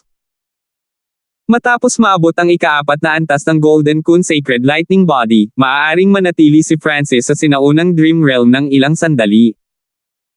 Ang likidong ito ay naglalaman ng hamog mula sa isang puno at tubig mula sa ilog sa loob ng Ancient Dream Realm. Bukod doon, ang kalahati ng Ancient Dream Realm spiritual fruit ay dinurog sa katas. Lahat ng mga materyales na ito ay naglalaman ng asensya ng sinaunang Dream Realm, at mayroon silang aura na katulad ng sinaunang panahon. Ang spiritual fruits mula sa Ancient Dream Realm ay maaari lamang ma-absorb ng dahan-dahan, kaya walang gaanong issue sa paggamit ng ilan para sa gamot na ito. Kung ang Golden Kun Sacred Lightning Body ay umabot sa isa pang antas, maaari nitong mapataas ang rate ng pagsipsip. Pagkatapos ay inilagay ni Francis ang Elixir of Life at ilang liquid-based na mapagkukunan ng soul daw sa fruit juice. Sa buong proseso, ang katas ng prutas ay nagbigay ng bango. Pagkatapos ay sinabi ni Francis kay Duke Nanfeng na ilagay ang Cloud Silkworm Saint Butterfly sa katas ng prutas. Noong nakaraan, sa tuwing natutulog ang Cloud Silkworm Saint Butterfly, automatiko nitong bubuksan ang mga mekanismo ng pagtatanggol nito at tatanggihan ang anumang panlabas na kapangyarihan. Gayunpaman, nang ilagay ang Cloud Silkworm Saint Butterfly sa juice na ito, walang mga palatandaan ng pagtanggi. Gulo. Isang bula ng hangin ang nabuo sa katas ng prutas, at ang Cloud Silkworm Saint Butterfly ay tila pamilyar at malapit sa katas na ito. Ang eksenang ito ay hindi nagulat kay Francis. Noong nakaraang pagkakataon, binigyan niya ito ng hininga ng aura ng Ancient Dream Realm, at para muling maisaaktibo ang life force sa loob ng katawan ng Cloud Silkworm Saint Butterfly ngayon, ginamit pa ni Francis ang I-Bloodline Soul Power ng God's Spiritual Eye at pinagsama ito sa likido. Meow meow. Ikinaway ng maliit na paws ang magnanakaw ang kanyang mga paa at nagsimulang makipag-ugnayan sa Cloud Silkworm Saint Butterfly. Ang kombinasyon ng God's Spiritual Eye ni Francis at ang kakaibang lengguwahe ng maliit na magnanakaw na pusa ay naging sanhi ng dahan-daang pag-flash ng mga pakpak ng Cloud Silkworm Saint Butterfly, at bahagyang gumalaw din ang mabilog na katawan nito. Ang mga palatandaan ng buhay ay nagiging mas malakas. Inihayag ni Duke Nanfeng ang isang masayang tingin. Sa sandaling ito, maging ang kanyang Imperial Bloodline ay nanginginig sa harap ng I-Bloodline ni Francis. Ang kakaibang wika ng maliit na magnanakaw na pusa ay tila naglalaman din ng malalim na ritmo. Walang alam si Duke Nanfeng tungkol sa pagiging misteryoso nitong pusa at tao kahit na sa lahat ng kanyang kadalubhasaan at kaalaman. Sa isang tiyak na sandali, nagsimulang maglabas ng aura ng God Tribulation Lightning ang I-Bloodline Soul Power ni Francis, at bahagyang nanginginig ang katawan at mga pakpak ng mabilog na Cloud Silkworm Saint Butterfly nang imulat nito ang mga mata. Sa sandaling imulat nito ang kanyang mga mata, isang aura ng sinaunang panahon ang naging dahilan upang manginig ang mga linya ng dugo ng hindi mabilang na mga nilalang sa loob ng Dok's Palace. Nakakatakot na titig. Pinilit ni Francis ang kanyang dila. Talagang karapat-dapat itong maging isa sa 10,000 sinaunang lahi. Napakahina pa rin ito at kagigising pa lang nito ay napakalakas pa rin nito. Upang matiyak na walang awayan, binawi ni Francis ang kanyang kapangyarihan sa I-Bloodline. Meow. Sa kabilang banda, ikinaway ng maliit na paws ang magnanakaw ang kanyang mga paa at nakipag-usap sa Cloud Silkworm Saint Butterfly. Tila naintindihan ng Cloud Silkworm Saint Butterfly, at nawala ang puot sa mga mata nito. Ang katawan nito ay nagsimulang sumipsip ng katas ng prutas. Weng! Isang nakakasilaw na ilaw na kulay bahaghari ang kumikinang sa kalahating transparent na mga pakpak ng Cloud Silkworm Saint Butterfly, ngunit ang aura nito ay nakakatakot. Maging ang 8th Prince, kasama ang kanyang Void God Realm cultivation, ay nakaramdam ng panginginig ng kanyang bloodline. Ang pagtatanim ng Cloud Silkworm Saint Butterfly na ito ay hindi bababa sa antas ng Void God Realm Emperor, at maaari nitong banta ang Mystic Light Realm Sacred Lord sa mga kakaibang kakayahan nito sa bloodline. Kumikislap ang mga mata ni Francis. Medyo naintindihan niya ang tungkol sa Cloud Silkworm Saint Butterfly. Mayroon itong 3 anyo silkworm, dragonfly, at butterfly. Ang estado ng silkworm ay medyo mahina, ngunit maaari nitong iluwa ang isang natatanging seda na tinatawag na Cloud Saint Silk, na napakalakas at lumalaban sa apoy. Ang Cloud Saint Silk na ito ay ang pinakamahusay na materyal upang lumikha ng magaan na baluti. Ang Dragonfly State ay may mas malakas na depensa, at kahit na ang mga mas mataas na ranggo ay mahihirapang wasakin ito ng direkta. Sa madaling salita, kahit isang Mystic Light Realm ay hindi ito magagawang sirain. Ang Butterfly State ang may pinakamalakas na opensa. Ito ay lubhang maliksi, at ito ay nagpapalabas ng kakaibang pollen na may mahiwagang kapangyarihan. Pagkaraan ng ilang sandali, nasipsip ng Cloud Silkworm Saint Butterfly ang kalahati ng katas ng prutas at nabawi ang ilan sa life force nito. Gising na rin sa wakas. Hindi napigilan ni Duke Nanfeng ang kanyang kagalakan. Ang Cloud Silkworm Saint Butterfly ay may kakayahang baguhin ang kanyang kapalaran. Alam ni Francis na, kahit na ang Cloud Silkworm Saint Butterfly ay hindi masyadong mataas sa 10,000 ancient races, ang mga supportive capabilities nito ay napakalakas. Ang huling pagkakataon na lumitaw ang Cloud Silkworm Saint Butterfly ay sa Dark Moon Lord Dynasty, kung saan nagtagumpay sila sa pagpatay ng isang Mystic Light Realm Beast, at ito ay naging kritikal na papel sa paggawa nito. Hindi maiwasan ng 8th Prince na mainggit. Bilang karagdagan, alam din niya na ang pollen ng Cloud Silkworm Saint Butterfly ay maaaring makatulong sa isang tao na mabuo ang kanilang Mystic Light Sacred Body, pagsasama-sama ang kanilang kaluluwa at katawan sa isa. Bilang isang Pictier Emperor, hindi magiging mahirap para kay Duke Nanfeng na makapasok sa Mystic Light Realm sa hinaharap. Ang Cloud Silkworm Saint Butterfly ay nakatulog pagkaraan ng ilang oras. Ang puwersa ng buhay ng Cloud Silkworm Saint Butterfly ay muling nabuhay. Kailangan lamang itong bigyan ng Duke ng ilang kayamanan ng buhay at kaluluwa, at ito ay babalik sa kanyang pinakamataas, sabi ni Francis. Sa susunod na dumating siya, ang Cloud Silkworm Saint Butterfly ay malamang naganap na magising. Francis, salamat. Bukod sa mga reward, may utang din akong pabor sa iyo. Si Duke Nanfeng ay labis na nagpapasalamat, at ang kanyang mukha ay namumula. Tila labis siyang nasasabik, at tinapik pa niya ang balikat ni Francis. Napabuntong hininga ang ikawalong prinsipe sa kanyang puso. Nakuha na ni Francis ang pasasalamat at papuri ng Duke. Sumunod na dumating ang mga gantimpala at kabayaran. Francis, kung handa kang sumali sa Duke's Palace, handa akong ibigay sa iyo ang tricentennial rank ng Marquis, sabi ni Duke Nanfeng sa isang solemne na tono. Marquis. Tumalo ng puso ng ikawalong prinsipe at ng prinsesa. 783. Ang mga nobility rank ng Great Gunlord Dynasty ay ang mga sumusunod, Grand Duke, Duke, Marquis, Earl, at Viscount. Ang pamagat ng Marquis ay hindi lamang kumakatawan sa katayuan at kapangyarihan, pinahintulutan din nito ang isang tao na makakuha ng providence ng Lord Dynasty. Ang providence ay nagbigay ng mga benepisyo sa kapalaran at paglilinang ng isang tao. Ang higit na probidensya ay nagbigay daan sa isa na magkaroon ng mas mataas na pagkakataong makalusot, maaari nitong mapataas ang lakas ng pakikipaglaban, at mapataas nito ang pagtitiis. Ang mga may dakilang kaloob ay mayroon ding mas malaking kapalaran, ngunit syempre, iyon ay nasa loob lamang ng teritoryo ng Panginoong Dinastiya. Sa makatuwid, hindi mabilang na mga eksperto ang naglabanan para makuha ang titulong Marquis, ngunit sa sandaling ito, ang pangarap ng bilyon-bilyong tao ay nasa harap mismo ni Francis. Ito ang pamagat ng isang Marquis. Ang sorpresa ay nakasulat sa buong mukha ng 8th Prince at Princess Maxine.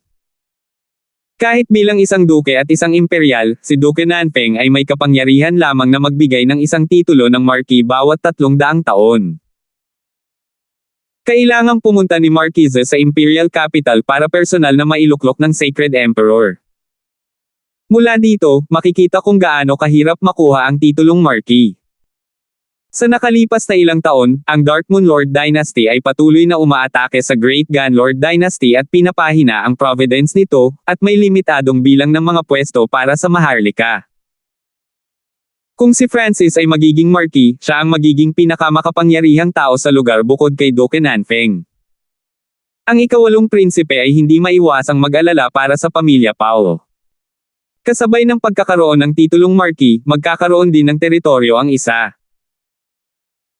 Salamat sa iyong mabait na intensyon, nagsalita si Francis pagkatapos mag-isip ng ilang sandali, gayunpaman, gusto kong tumuon sa paglilinang, at hindi ako magtatagal sa Tianfeng Great Island Zone.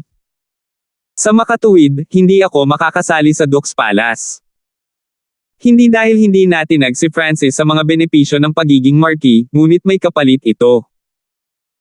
Halimbawa, hindi naman gustong pumanig ni Francis kay Duke Nanfeng ng ganoon kabilis. Pupunta siya sa Continent Zone pagkatapos makarecover sa Void God Realm para makipagkita kina Duan Muqing at Hanford Angelica, at bilang isa sa 8 pinakamalaking super family sa Lord Dynasty, maaaring wala ang Duan Mu family sa panig ni Duke Nanfeng. Hindi kita pipilitin na magdesisyon. Walang bababa sa kabayaran, at may utang pa rin akong pabor sa iyo, bahagyang nanghihinayang sabi ni Duke Nanfeng. Hindi niya binibigyang importansya si Francis dahil lamang sa kanyang kakayahan sa pagpapaamo ng hayop. Nakita rin niya ang malaking potensyal sa loob ng katawan ni Francis. Ang ika-8 prinsipe at prinsesa Maxine ay hindi makapaniwala nang tanggihan ni Francis ang titulong Marquis. Francis, tinanggihan mo talaga ang aking ama. Mukhang galit si Prinsesa Maxine. Si Duke Nanfeng na nag-alok kay Francis ng titulong Marquis ay nagpagulat at natuwa kay Prinsesa Maxine, ngunit tumanggi si Francis. Ang Francis na ito ay hindi simple. Naramdaman ng ika-8 prinsipe na ang kabataang ito ay natatakpan ng ambon, at hindi niya ito makita. Matapos kumalma ang lahat, naging masaya muli ang kapaligiran. Nang maglaon sa araw na iyon, nagpa siya ang duke na magdaos ng isang piging upang pasalamatan si Francis, at kailangan niyang manatili dahil sa mga imbitasyon ng duke at Prinsesa Maxine. Inimbitahan din ng ilan sa mga kalapit na maharlika ng Tianfeng Great Island Zone. Ang lokasyon ay ang hardin ng Dukes Palace. Habang parami ng parami ang mga tao, nagsimulang maging magkagulo ang kapaligiran, at hinayaan ni Francis ang kanyang sarili na magpahinga ng kaunti. Dumating ang gabi, at maririnig ang tunog ng pag-awit at sayawan. Tumayo si Prinsesa Maxine sa tabi ni Francis at ipinakilala ang kanyang mga kaibigan, ngunit hindi siya interesado. Francis, ang boses ng isang nangingibabaw na lalaki ay tumunog sa isang tiyak na oras. Tumingin si Francis at nakita ang isang pamilyar na tao. Hindi niya akalain na maimbitahan din ang pamilya Paul. Si Cedric, ang pinuno ng pamilya Paul, at ang Void God Realm King Grand Elder ng pamilya Paul ay naroroon lahat. Ang piging na ito ay iba kaysa karaniwan. Susubukan ng ilang tao na makapasok kahit na hindi sila nakatanggap ng imbitasyon. Pagkatapos ng lahat, ang piging na ito ay ginaganap ng pinuno ng Tianfeng Great Island Zone. Bilang isa sa 3 nangungunang pamilya sa Tianfeng Great Island Zone, ang relasyon ng Paul family sa Dukes Palace ay hindi masama, at si Cedric ang numero 1 henyo ng Tianfeng Great Island Zone. Kuya Paul, paano kita matutulungan? Ngumiti si Francis at siniyasat ang mga mula sa pamilya Paul. Ang pinuno ng pamilya Paul ay ngumiti at wala sa kanyang karaniwang kahigpitan. Napilitan ang ekspresyon ni Cedric. Malinaw na alam nila na ang bida sa piging na ito ay si Francis. Sino ang mga ngahas na saktan si Francis o ang Yunling Hanford family pagkatapos nito? Francis, gustong makilala ka ng aking nakababatang kapatid na babae, walang ekspresyong sabi ni Cedric. Pakiramdam niya ay mas ayaw at natalo siya kaysa dati. Bagamat maaaring hindi siya matalo ni Francis sa isang laban, si Francis ay wala pang kalahati ng kanyang edad. Ang pakiramdam na ito ay mas mababa lamang kaysa sa pagkatalo ni Wu Heng sa publiko. Little sister. Rachel. Bahagyang nagbago ang ekspresyon ni Francis habang inilibot ng kanyang mga mata ang paligid. Si Rachel ay may talento, at ang kanyang kagandahan ay kilala sa buong Tianfeng Great Island Zone. Hindi maiwasang mamula ang mga mata ni Prinsesa Maxine nang marinig niya ang pangalang Rachel, at bahagyang kumunot ang kanyang mga kilay. Ang Dukes Palace ay malinaw na nag-scout ng impormasyon tungkol kay Francis. Alam ni Prinsesa Maxine na si Rachel ay fiancé ni Francis at gusto siya ng ika-8 prinsipe. Tingnan natin kung gaano kaganda ang Rachel na ito. Tumango si Prinsesa Maxine. Gusto lang ni Rachel na makilala si Francis ng pribado. Si Cedric ay medyo magalang kay Prinsesa Maxine. Prinsesa Maxine, aalis ako sandali. Ngumiti si Francis kay Prinsesa Maxine at pagkatapos ay umalis kasama si Cedric, na iwan ang isang Prinsesa Maxine na may malungkot na ekspresyon. Little Sister Maxine, I really hope na magagawa mong nakawin itong Francis. Magiging panalo para sa ating dalawa, isang mapanuksong tono ang narinig mula sa likuran. Ang may-ari ng boses ay ang ikawalong prinsipe. Magnakaw. Sinong nagsabing gusto ko siya? Ako lang. Namula ang mukha ni Prinsesa Maxine. Oh, like him. Hindi ko sinabi yon. Ang ikawalong prinsipe ay may mapaglarong ekspresyon habang pinagmamasdan si Francis na papalayo, ngunit hindi siya kalmado gaya ng sa tingin niya. Sa kasalukuyang sitwasyon, kung talagang gusto ni Francis si Rachel, ang 8th Prince ay maaaring hindi niya kakampi. Talaga bang sulit na masaktan si Francis para sa isang babae? Naisip ng ikawalong prinsipe. Sa sandaling ito, hindi na niya sinusukat si Francis ayon sa normal na pamantayan. Naramdaman ng ikawalong prinsipe na ang Francis na ito ay maaaring katulad ni Wu Hing hindi masusukat. Matapos gisingin ang Cloud Silkworm Saint Butterfly, binago niya ang kapalaran ni Duke Nanfeng sa isang tiyak na antas, na maaaring maging sanhi ng ilang pagbabago sa buong Lord Dynasty. Ang kabataang ito ay hindi pa nakapasok sa Continent Zone at naghulog na siya ng bato sa lawa at lumikha ng mga ripples. Sa ibang lugar, pumasok si Francis sa medyo malayong kagubatan sa loob ng Duke's Palace. Hinihintay ka ni Rachel sa loob, walang ekspresyong sabi ni Cedric bago tumayong bantay sa labas. Maging ang mga mula sa Duke's Palace ay gumagalang sa kanya dahil siya ang numero 1 henyo ng Tianfeng Great Island Zone. Isang kaakit-akit na figure na may mahabang buhok ang nakita nang pumasok si Francis sa kagubatan. Ito ay isang batang babae na ang buhok ay umabot sa kanyang baywang. Naka-green dress siya at parang nag-iisip. Ang kanyang mga mata at balat ay malambot na parang hamog pagkatapos ng ulan ng umaga. Rachel. Napabuntong hininga si Francis.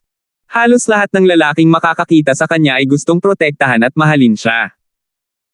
Siya ay nireranggo kahit man lang sa nangungunang 5 dilag na nakita niya ang kanyang alindog ay hindi mas mahina kaysa kay Quincy. Francis, naaalala mo ba? Ito ang lugar kung saan tayo unang nagkita.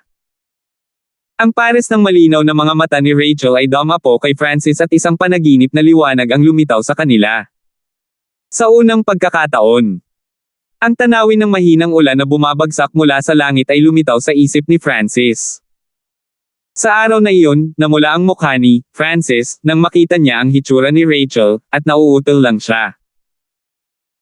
Napangiti si Rachel at bahagyang napahiya, ngunit sa sandaling iyon, si Francis ay 13 taong gulang pa lamang, at medyo kinakabahan siya, kaya hindi niya namalayan na ang lahat ng ito ay sadyang binalak ni Rachel.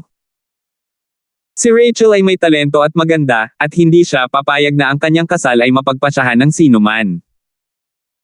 Nagkaroon siya ng magandang impresyon nang makita niya si Francis sa unang pagkakataon, at pumayag siya sa kasal.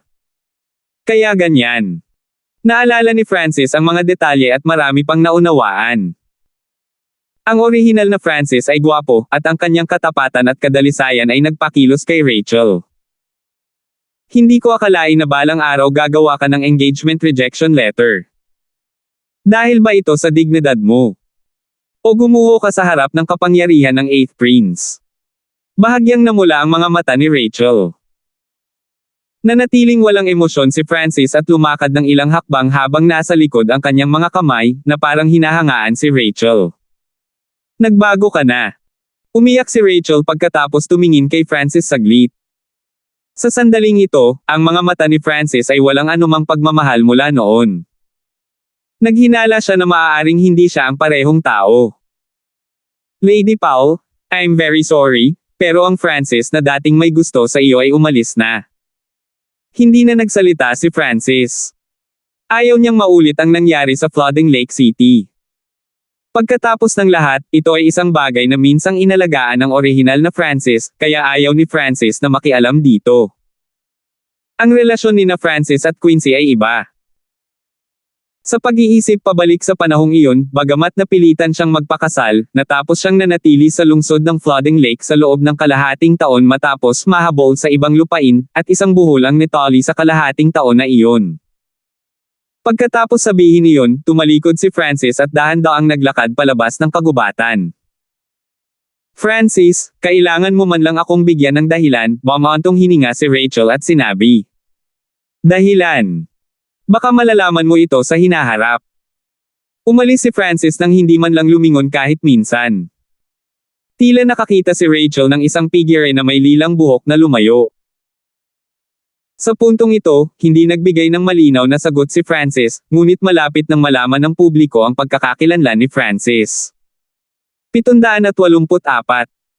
Si Francis at ang orihinal na si Francis ay malinaw na hindi iisang tao, at sila ay may ganap na magkaibang pag-iisip.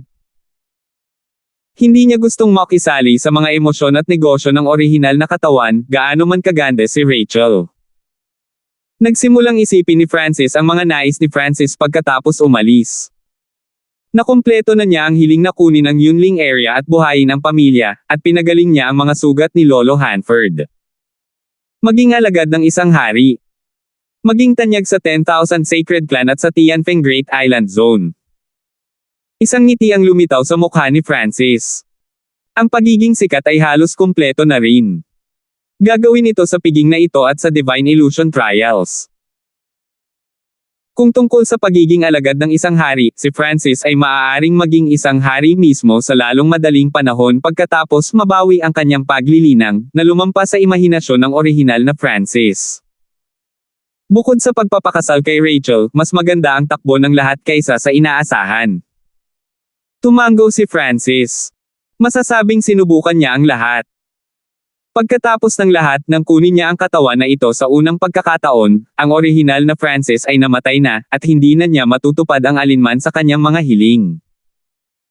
Nagliwanag ang mga ilaw ng Duke's Palace, at naglakbay ang musika sa buong lugar. Si Francis ay, walang duda, ang pangunahing tauhan ng piging ngayong gabi. Nakilala ng lahat ng maharlika sa paligid ng Tianfeng Great Island Zone ang henyong beast tamer na ito, at mayroon pang ang dalawang hari mula sa 10,000 Sacred Clan na naroroon, na tila may magandang relasyon kay Duke Nanfeng. Si Francis ay inimbitahan at binigyan ng mga regalo mula sa maraming taong may kapangyarihan sa paligid ng Tianfeng Great Island Zone, ngunit sa kabutihang palad, tinulungan ni Prinsesa Maxine si Francis na mapawi ang pressure. Ang paboritong anak na babae ni Duke Nanfeng ay sobrang malapit kay Francis, at ang eksenang ito ay halatang nahulog sa mga mata ni Duke Nanfeng at ng mga mula sa pamilya Paul.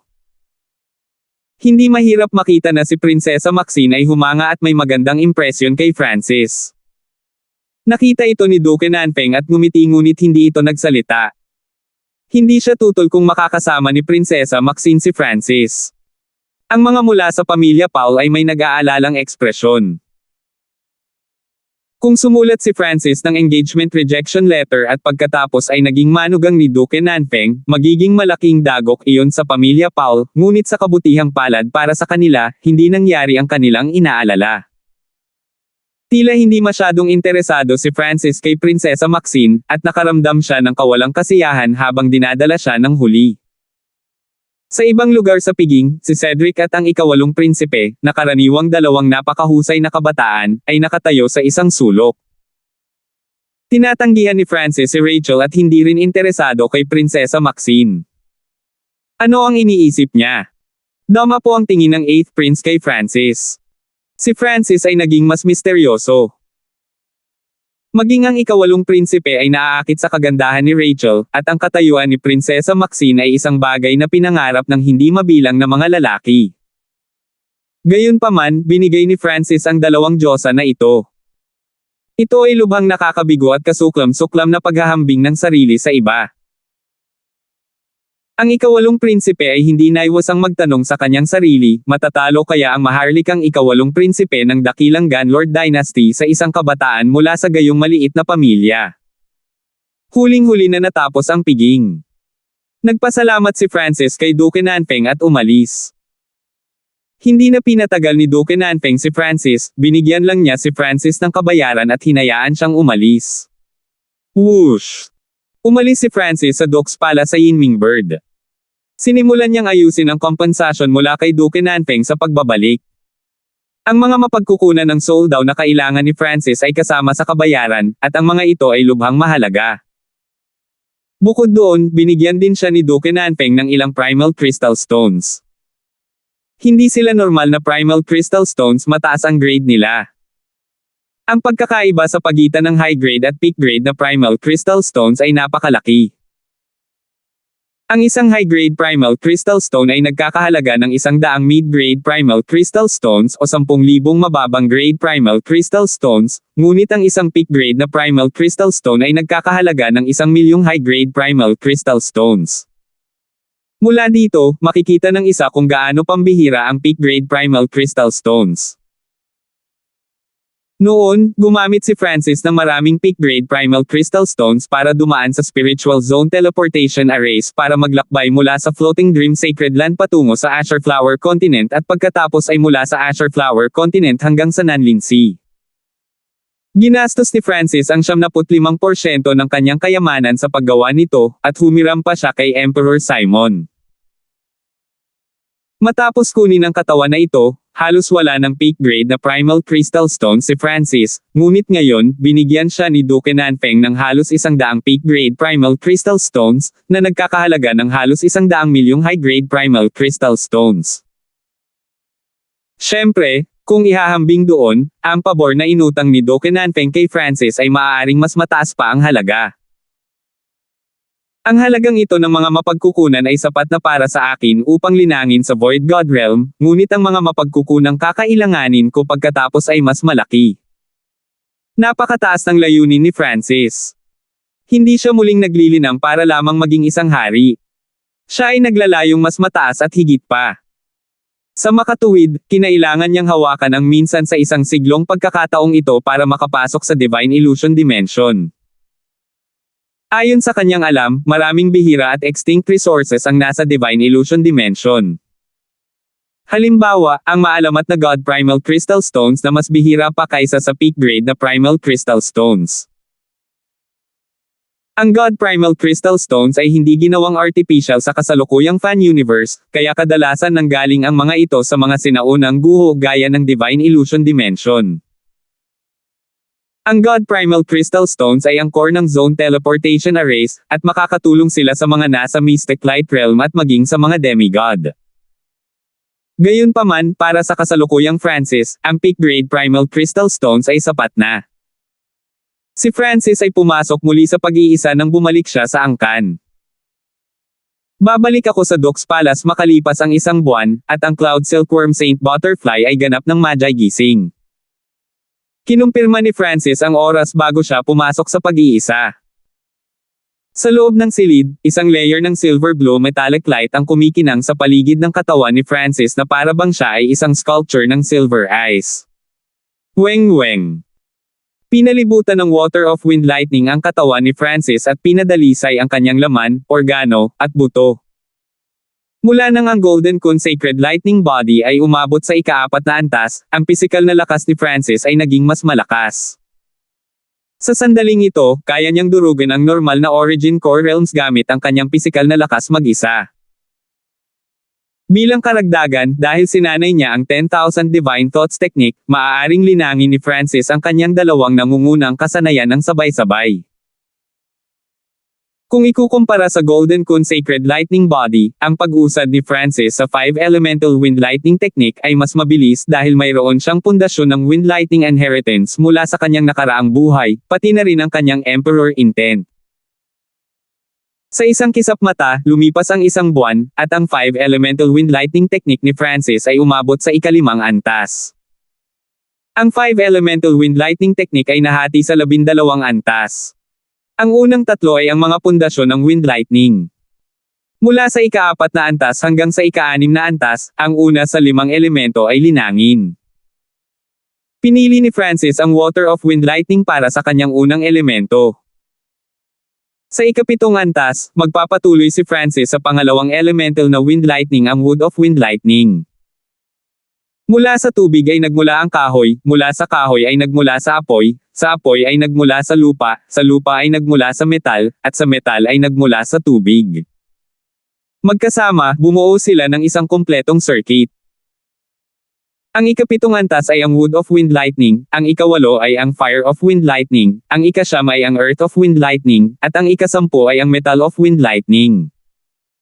Mula sa ikasampung antas, ang limang elemento ay naging isa. Ang lahat ng iyon ay nagmula sa asensya ng 5-elemental 10,000 lightning technique. Siyempre, lalabas din ang bilis ng wind lightning inheritance at ang kapangyarihan ng pagkasira nito. Gayunpaman, maaaring pagsamahin ni Francis ang intent of destruction at ang kapangyarihan ng God Tribulation Lightning sa kanyang wind lightning bago kumpletuhin ang 5-elemental wind lightning technique. Ang kapangyarihan ng God Tribulation Lightning ay ang pinakamalalim. Ilalagay ko iyan pagkatapos kong mabawi ang aking Emperor Intent, plano ni Francis. Sa araw na ito, isang alon ng tubig at kidlat ang lumitaw sa hangin sa itaas ng patio ni Francis, at ang aura nito ay kumalat sa 12-dosenang milya. Isang black hole ang tila na buo sa hangin at sumisipsip sa kalapit na Heaven-Earth Yuan-Chi. Ang batang iyon ay sinusubukang makapasok sa Origin Core Realm na. Napansin ni Senior Marshal Brother Tyler at ng kumpanya ang nangyayari sa patio ni Francis, at ang mga puso ng ilang Central Disciples ay nanginginig. Gaano katagal na? Kalahating taon na lang ang lumipas, at sinusubukan na ni Francis na makapasok sa Origin Core Realm. Higit pa rito, ang aura ng whirlpool sa hangin ay napakalakas, at sinipsip nito ang purong Yuan-Chi ng kidlat at tubig. Si Francis na sinusubukang makapasok sa Origin Core Realm ay nakakuha din ng atensyon ng ilang hari, ngunit nawala ang whirlpool pagkalipas ng 2 araw. Nabigo ba siya? Masyadong maangas ang Francis na iyon. Hindi pa man lang siya nakakarating sa half-step na Origin Core Realm ng matagal at sinusubukan na niyang makapasok sa Origin Core Realm. Gaano man katalino at kaswert ang isang tao, kung hindi matibay at matatag ang kanilang pundasyon, hindi sila makakalusot. Ang kalapit na mga disipulo ng sentral ay nagpakawala ng hininga. Masakit sa iba kung makakalusot si Francis sa Origin Core Realm ng ganoon kadali. Sa sandaling ito, ang proteksyon na hanay sa paligid ng patio ni Francis ay kumupas siya ay lumalabas sa pag-iisa. Sa sandaling ito, maraming spiritual senses at ilang divine senses ang nag-scan sa hangin. Anong nangyayari? Ang kabataang lumabas ay may malarosas na mukha. Hindi siya mapatla at mahina tulad ng isang taong nabigo lamang na makalusot. Ang aura ni Francis ay tumaas sa isang ganap na bagong antas, at nagradiated siya ng true Yuan. Totoo Yuan. Nangangahulugan ito na nakapasok na siya sa Origin Core Realm, at napansin pa ng divine senses ang core center sa kanyang katawan. Origin Core Realm. Nagtagumpay siya. Paano ito posible? Nagawa niyang bumuo ng core center sa loob lamang ng 2 araw. Ang mga disipulo ng sentrong malapit ay hindi nakaimik, at maging ang mga divine senses ay natigilan. Sa tulong ng peak-grade primal crystal stones, ang pagbuo ng core center ay naging mas mabilis kaysa noong nabuo ko ito sa aking nakaraang buhay. Ngumiti si Francis. Malakas ang kanyang intent, mayroon siyang peak-grade primal crystal stones, at marami siyang tubig at lightning elemental na materyales upang tulungan siya. Sa makatuwid, matagumpay niyang nagawa ang isang core center ng napakabilis. Karaniwan, kung mabilis na nawala ang whirlpool, nangangahulugan iyon na nabigo ang tao. Ang pangalawang Francis ay lumabas. Whoosh! Whoosh! Whoosh! Nagtipo ng ilang magnificent powers patungo kay Francis. Francis, handa ka bang maging disipulo ko? Isang nasa katanghaliang gulang na hari na nakasuot ng Snow White na damit ang lumitaw sa hangin sa itaas ni Francis. Haring Philemon. Ito ay ang guro ni Algen, si Haring Philemon. Bulalas ng kalapit na mga alagad ng sentral.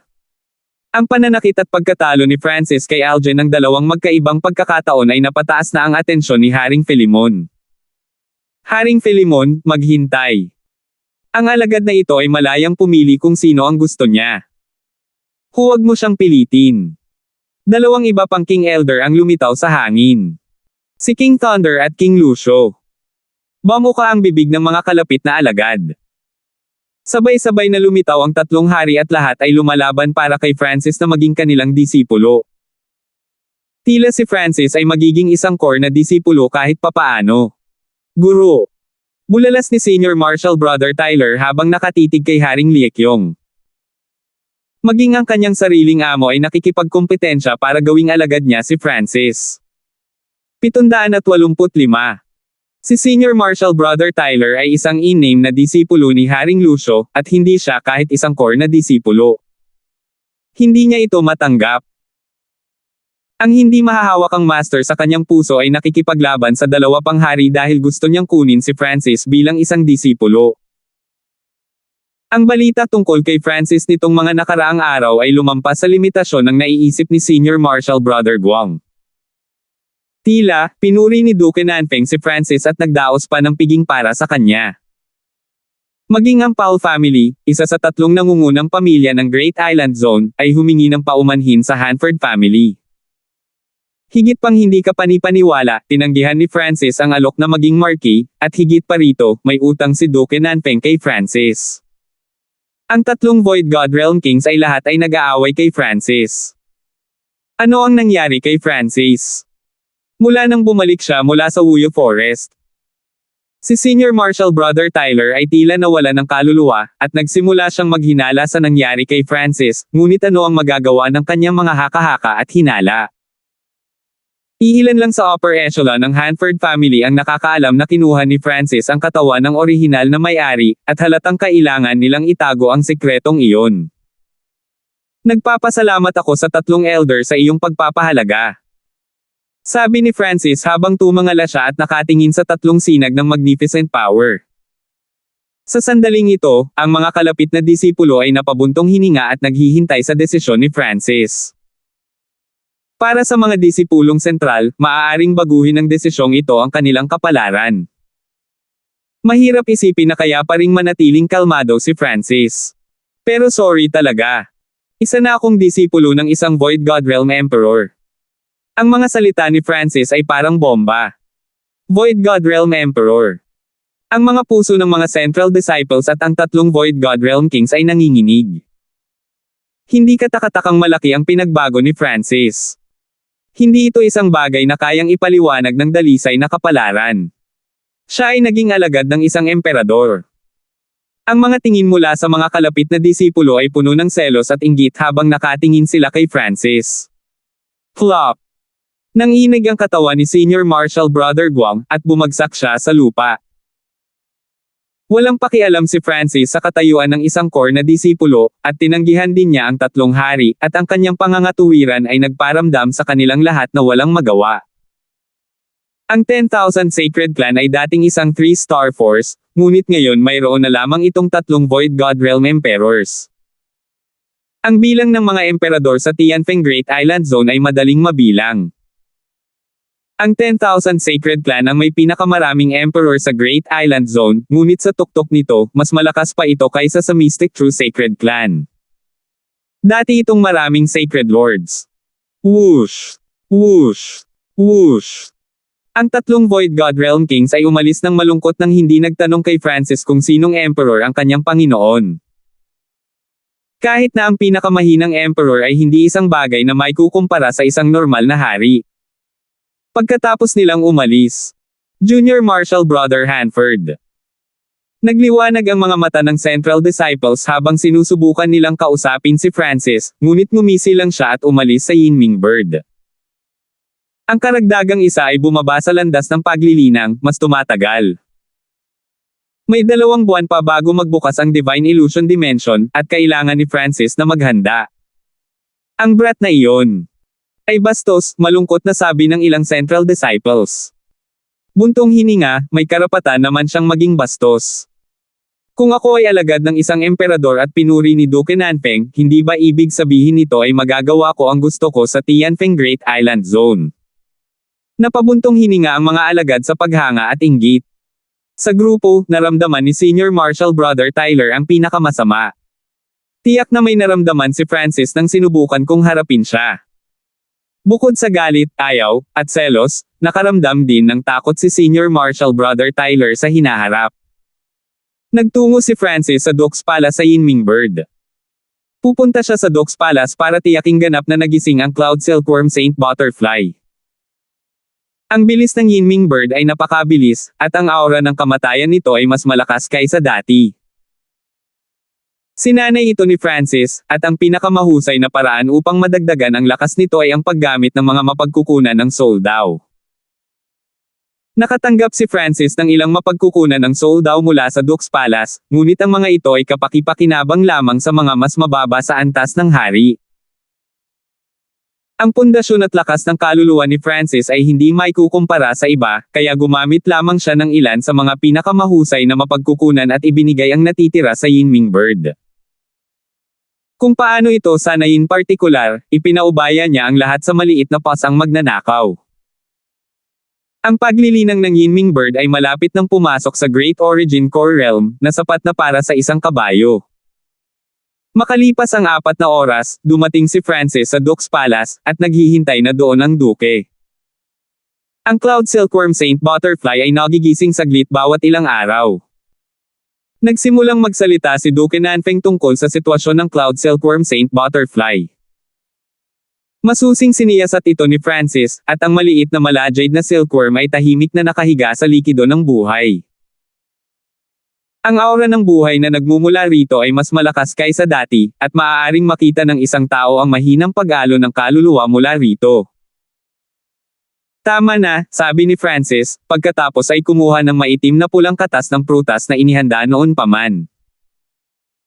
Sa pagkakataong ito, si Francis ay sumanib sa higit pang espiritual na prutas, pati na rin ang laman at dugo mula sa mga hayop ng Ancient Dream Realm. Ibinuhos ni Francis ang dark red fruit juice sa Cloud Silkworm Saint Butterfly. Tila nagising ang Cloud Silkworm Saint Butterfly nang aipakpak nito ang mga pakpak at sinimulang higop ang katas ng prutas. Ang yuanqi na nasa loob ng katas ng prutas ay lubos na katugma sa Cloud Silkworm Saint Butterfly, at ang silkworm ay halatang lumalakas pagkatapos itong masipsip. Siyempre, nakatulong din ang mga mapagkukunan mula sa Dok's Palace. Nanatili si Francis ng isang araw at siniyasat ito. Ang Cloud Silkworm Saint Butterfly ay nagpapagaling sa bawat aspeto, kabilang ang kaluluwa nito. Nagsimula itong gumising ng mas madalas at manatiling gising ng mas matagal. Congratulations, Duke! Nalampasan na ng Cloud Silkworm Saint Butterfly ang panganib at ang mahimbing na pagtulog. Sa ngayon, medyo mahina lang ito. Gagaling ito sa loob ng 1 o 2 taon, ngumiti si Francis at sinabi. Nang marinig iyon, tuwang-tuwa si Duke Nanfeng. Nakaligtas man o hindi ang Cloud Silkworm Saint Butterfly ay maaaring magbago sa kanyang kapalaran. Kailangan pang bumalik ng junior na ito para sa Divine Illusion Trials at hindi na makakatagal pa. Mga pagsubok sa Divine Illusion. Kumikislap ang mga mata ni Duke Nanfeng habang may iniisip siya, at may lumabas na libro sa kanyang kamay. Ang aklat na ito ay naglalaman ng ilang lihim na impormasyon tungkol sa Divine Illusion Dimension. Maaari mong balikan at siyasatin ito, sabi ni Duke Nanfeng. Nang marinig iyon, agad na nagpasalamat si Francis at isinaulo ang nilalaman ng libro. Bilang isang sinaunang at napakalaking Lord Dynasty, ang mga Great Gun Imperial ay higit na nakakaalam tungkol sa Divine Illusion Dimension kaysa 2 star o 3 star na puwersa. Habang bumabalik sa 10,000 Sacred Clan, sinimulan ni Francis na tunawin ang impormasyon tungkol sa Divine Illusion Dimension. Ang Divine Illusion Dimension ay isang nakalimutang dimensyon, at ang Great Gun Lord Dynasty ay malamang na hindi pa nakakapagmapa ng ika-10 nito. Nagulat si Francis sa kanyang nakita. Ang Divine Illusion Dimension ay kumonekta sa Continent Zone 1 beses bawat 100 taon, at ang mga puwersa ng Continent Zone ay gagawa ng array upang palakasin ang koneksyon na iyon. Gayunpaman, dahil ang Divine Illusion Dimension ay masyadong malaki, ang partikular na lugar ng Continent Zone kung saan ito konektado ay naiiba sa bawat oras. Bilang karagdagan, ang pagkakataon ng kamatayan sa Divine Illusion Dimension ay hindi kapani-paniwalang mataas, na madaling lumampas sa mga mana ng karamihan sa mga angkan. Ang posibilidad na mamatay ay umabot sa 50%. Nagulat si Francis, ngunit lahat ng iba't ibang puwersa ay sumang-ayon na pinakamahusay na alisin ang mahihina at pangalagaan ang malakas.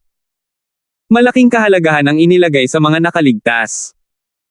Nag-record din ang aklat ng ilang partikular na mapanganib na lugar at iba't ibang lugar sa Divine Illusion Dimension, pati na rin ang ilang mga hula at pagsusuri tungkol sa dimensyon. Nang makabalik si Francis sa 10,000 Sacred Clan, 3 araw na lang ang natitira bago ang Divine Illusion Trials. Sa sandaling ito, lahat ng gustong mag-sign up ay nagawa na, at ang kapaligiran ay napakainit. Ang ilang mga magsasaka na matagal nang nag-iisa ay lumabas at naghanda. Ang 10,000 Sacred Clan ay mayroon lamang 100 slot para ipadala sa Divine Illusion Dimension. Sa kanila, mahigit kalahati ang ibibigay sa nakababatang henerasyon habang 30 hanggang 40% ang natitira para sa mas lumang henerasyon. Sa pagkakataong ito, ang nakatatandang henerasyon ay may 35 puwang. Ang sinumang wala pang 50 taong gulang ay itinuturing na bahagi ng nakababatang henerasyon, at sinumang higit sa 50 taong gulang ay bahagi ng mas lumang henerasyon. Kung ikukumpara sa mga batang henerasyon, mas matindi ang kompetisyon sa pagitan ng mga nakatatandang henerasyon.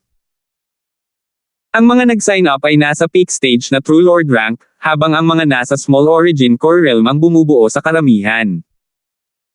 Sa huling 3 araw na ito, hindi pumasok si Francis sa pag-iisa, pumasok lang siya sa Ancient Dream Realm.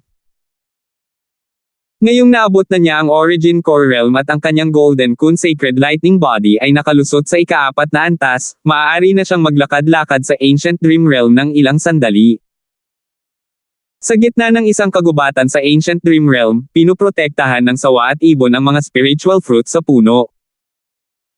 Ang Dark Heart Seal na ginamit ni Francis ay epektibo pa rin sa kanila, kaya inutusan niya ang ibon na pumatay ng ilang hayop at dalhin ang mga laman nito sa kanya, na ginamit upang pinuhin ang Sacred Lightning Body ni Francis. Sa kanyang nakaraang buhay, napagtanto niya na gusto talaga ng batang demigod ang karne na ito, na para bang nakatulong ito ng husto sa kanyang katawan at bloodline. Sa nakalipas na ilang araw, kumain si Francis ng karne mula sa Ancient Dream Realm o ginamit ito kasabay ng mga gamot. Ito ay talagang epektibo. Nararamdaman ni Francis na lumakas ang kanyang katawan at bloodline. Matapos ang kanyang 5 Elemental Wind Lightning Technique ay umabot sa ika-5 antas, ang kanyang Golden Kun Sacred Lightning Body ay nakagawa din ng kaunting hakbang pasulong at naabot ang mga unang yugto ng ika-4 na antas. Mula sa ika-4 na antas, ang bawat antas sa Golden Kun Sacred Lightning Body ay nahati sa iba't ibang yugto, simula, maaga, huli, at peak. Ang karne mula sa Ancient Dream Realm ay may malaking bahagi sa pagsulong na ito, at iniligtas ni Francis ang mga espiritual na prutas sa puno nang siya ay naging hari.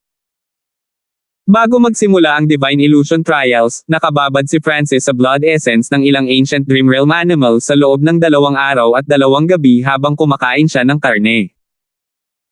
Sa sandaling ito, bigla niyang naramdaman na ang bloodline na nakatago sa loob ng kanyang bagong katawan ay nagsisimula ng magbago, at ang kanyang dugo ay tila nasusunog. Salamat po at sinamahan ninyo ako. Ingat lagi mga master.